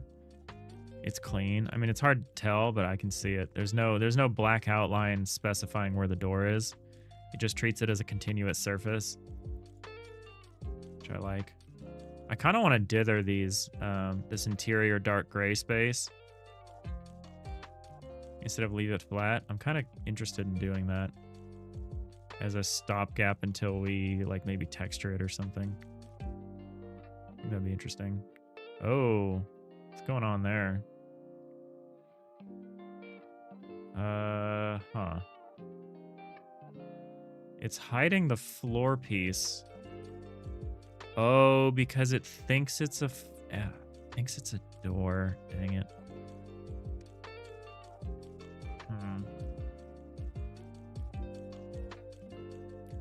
That's the problem with the cutaway model. So the cutaway model is looking at saying, hey, is there like a floor piece here? Or is there a wall piece here? Okay, great. We don't need to draw the floor. But in this case, we do.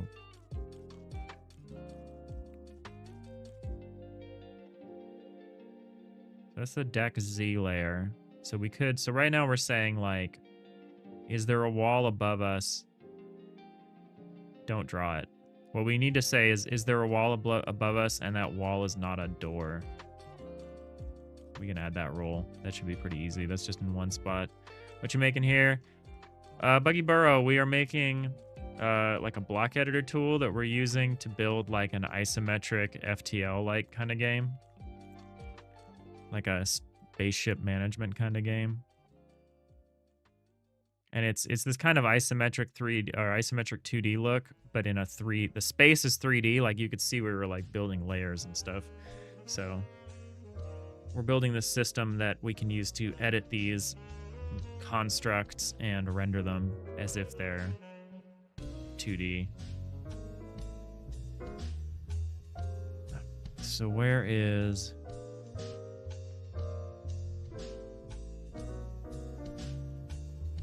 Where do we do the... Oh, we need the deck Z layer, which is...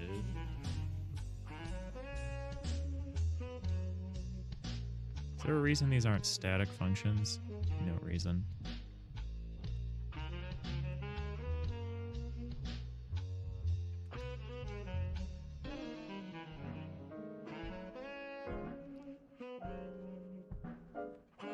feel like most of these should be static functions. I guess these don't have to be. So we go, let's go to get deck Z tile. And so what we have here is so we're like, if there isn't a cutaway for our tile, we can just skip this.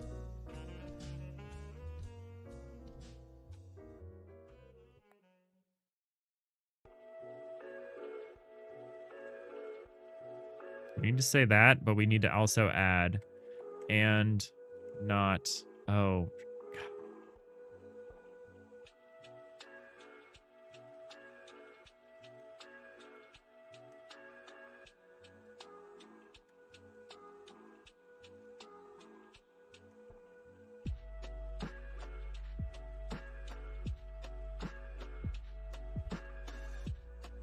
This requires this system knows about that as well.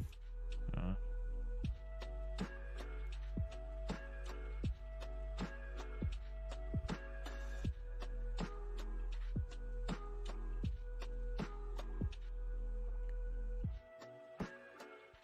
don't really want to. Also, why do we pass the buffer comp in here? Oh, because we use characteristics from it.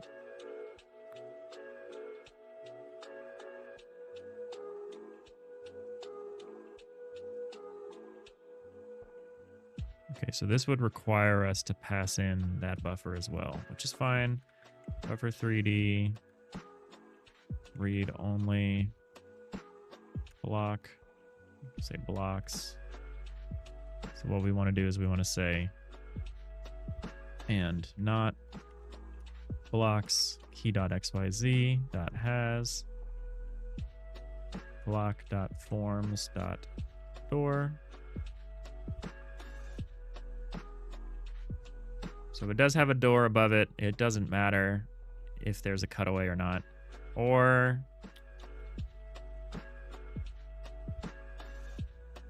that's not totally right. So here we can say if not cutaways that has this that, and we can put this down at the bottom here. We can say or.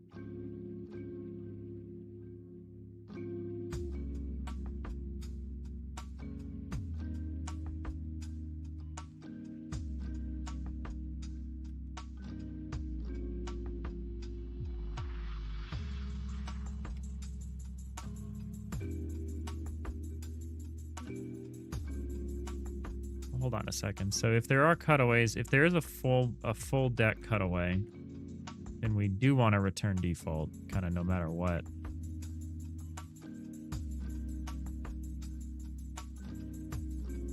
So this is kind of the overarching. If this is true, nothing else really matters as far as that. I think that's true. Let's clarify that. Oh, there's a... Oh, yeah. We gotta pass in the buffer then. Preview blocks. Is that not what you're called? Oh, they're just called blocks.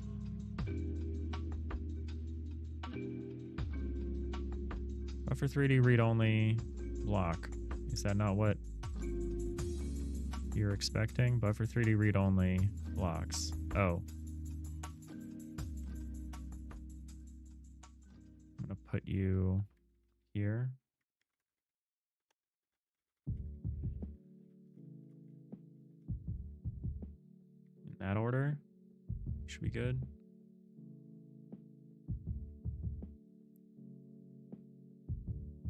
All right, let's see if we did that correctly. That should prevent that hole from appearing underneath the door. Hopefully that's the only effect that it has. Let's just put the doors on the outside. That should technically work, huh? Oh, shoot. I gotta think about what I'm gonna do here, because we have a problem with this. With this outline priority. You'll see there's no outline at the top of this door because it's being overwritten by the floor above it. Okay. I wonder if I can manage that with just Z indexing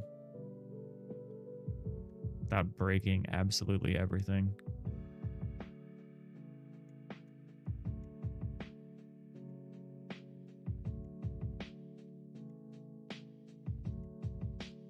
Because I would like to do that. The thing I don't want to do is expand the autotiler out again to include only bottom line outlines just to resolve that one problem. I would rather give the priority to the bottom block if necessary. But is there a way to do that that doesn't just absolutely break everything?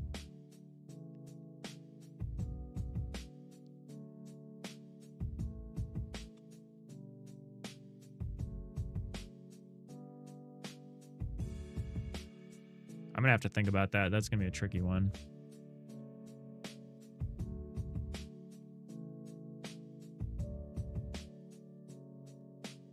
That issue is gonna come up again and again.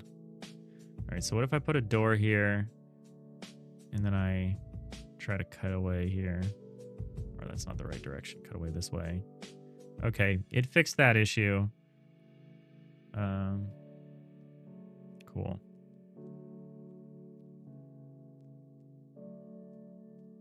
So now when we're cutting away doors, we don't accidentally see the floor panel underneath it.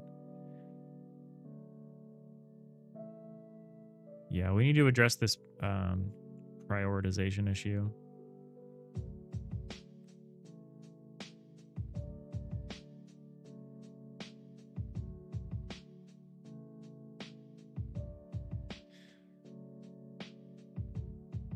Okay, I'm not going to dither. I really wanted to dither the middle hall to give it this really nice texture. I'm not going to do it yet because it would make it really hard to tell this outline stuff. These outline issues we're looking at. So like, look, if I put a door here, this should be viewed as impossible, and it should switch over to invalid. Because like this is invalid, but why isn't this being treated as invalid? That's kind of weird. You can't put a door at a T-junction. I need the door to look in both directions. I guess it's not looking in both directions. Or it's overwriting. Like, oh, what if we do it the other way? It'd be interesting to see. I bet if we do it the other way, this one will be treated as invalid. Ah, okay, so it's overwriting itself. It's like, it's looking along the x-axis first, and then it's looking along the y-axis. So this door is valid along the y-axis, but not the x-axis. But because it's valid along the y-axis, it's overwriting that invalid flag. It should not do that. If a door is invalid, it needs to be absolutely invalid. It needs to remain flagged as invalid. It's not going to be corrected by some later check. Let's go up and fix that.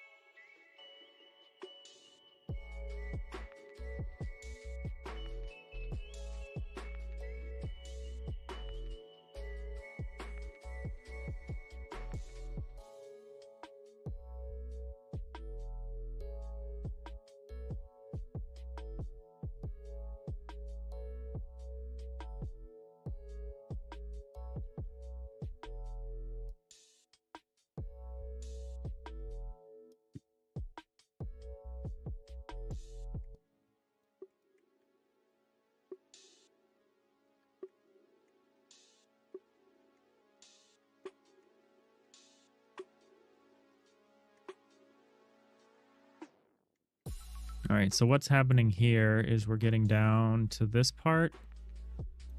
Y door form, negative Y steps plus positive Y steps.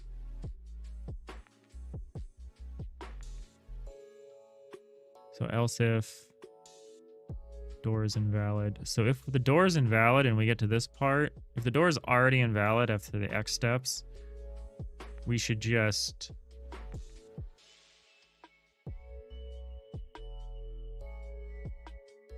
do something.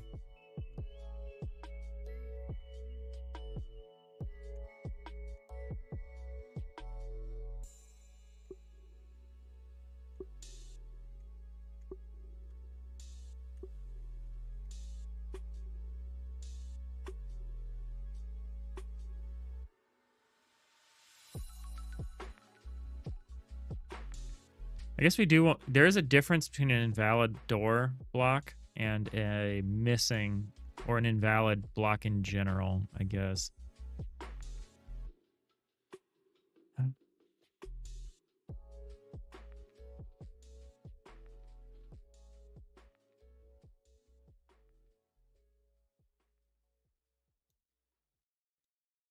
So I guess here...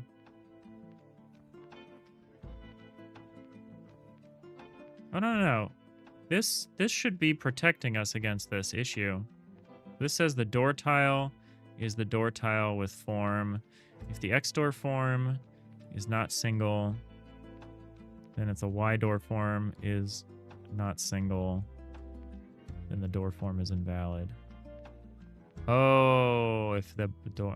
okay. Otherwise X door form, otherwise Y door form. This doesn't work. This is a little wrong. I don't know if I care about that right now, though.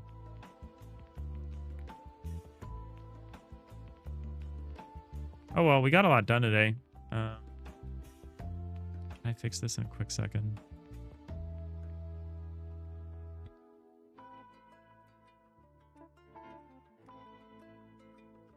Form equals X door form. Not equal to single.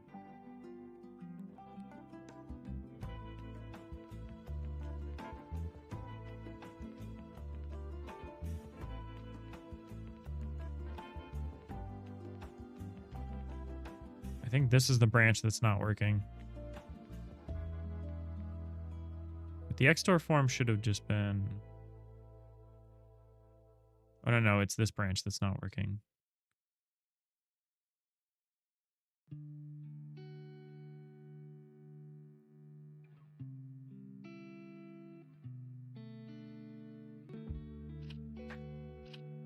I don't know why I'm checking the not equal to single.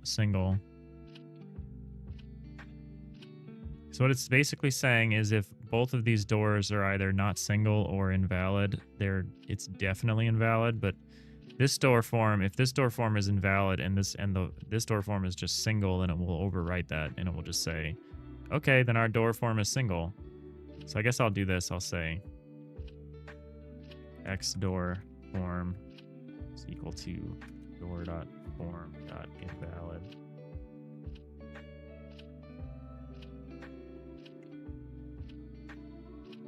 Otherwise that, okay.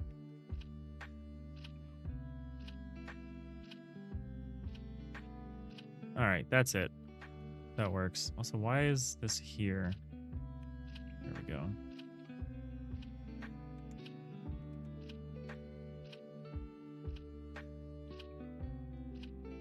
Expression is always false. Interesting. If X door form is not equal to single. Oh, because this is if the door form is single. Ah, the check is in the wrong spot here. This check needs to be here.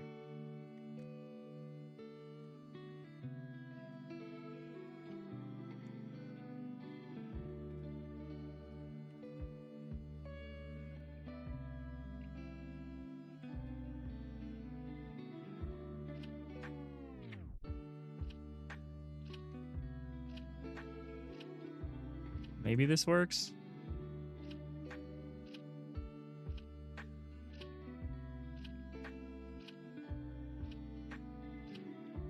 This way the door form does not overwrite the other one and forget that it's invalid. Super simple check to see if this worked. So we just make a little room. Like a single story room just to check this. Hey Shadow Wolf. How's it going? Oop. Went too far. That wall back. Alright, and then we're just gonna make like a couple of T-junctions here. Right on the edge. We'll see what happens. So this door should be marked as invalid. It is not. Alright, I didn't fix it. Huh. I didn't actually fix anything. Weird. Well, I'm gonna undo the changes I made then because that didn't do anything.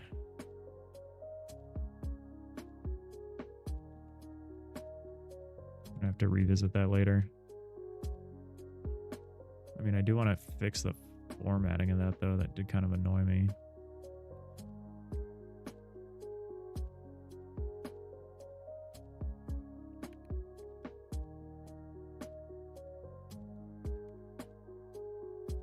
Maybe there's somewhere else where we're able to overwrite an invalid block that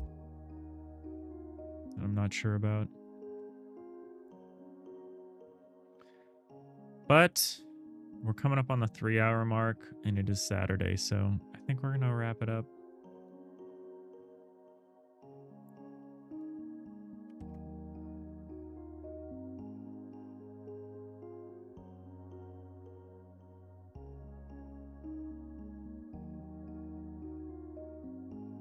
See where we're going to go. Ooh, someone else is making a space game.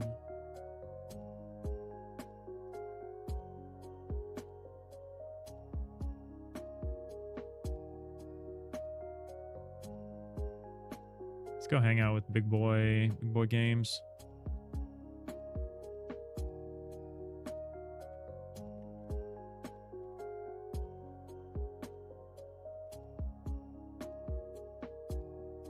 Yeah, this was fun.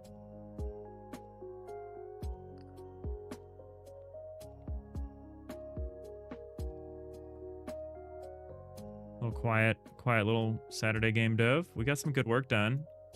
We got all the overlays working, which is good because they were not. Fixed a lot of behavior to do with doors. Snooze the ads so we can get to this raid. But yeah, I'm gonna think about how to fix that issue with higher Z-level priority, blocking out a necessary outline for the tile below it. There isn't a terribly obvious solution at the moment, but I'm sure if we think about it for a bit, we can figure it out. But yeah, we're getting pretty close with this autotiler. We just need to teach it those corner cases. But yeah, I appreciate everyone hanging out here today. We'll be back on Tuesday for our regularly scheduled stuff. We stream Tuesday through Saturday usually. Although no Friday or Saturday stream next week. But yeah, I'll see y'all Tuesday. Thank you so much for watching. Hope you all have a great rest of the day, and I'll see y'all next time. Bye.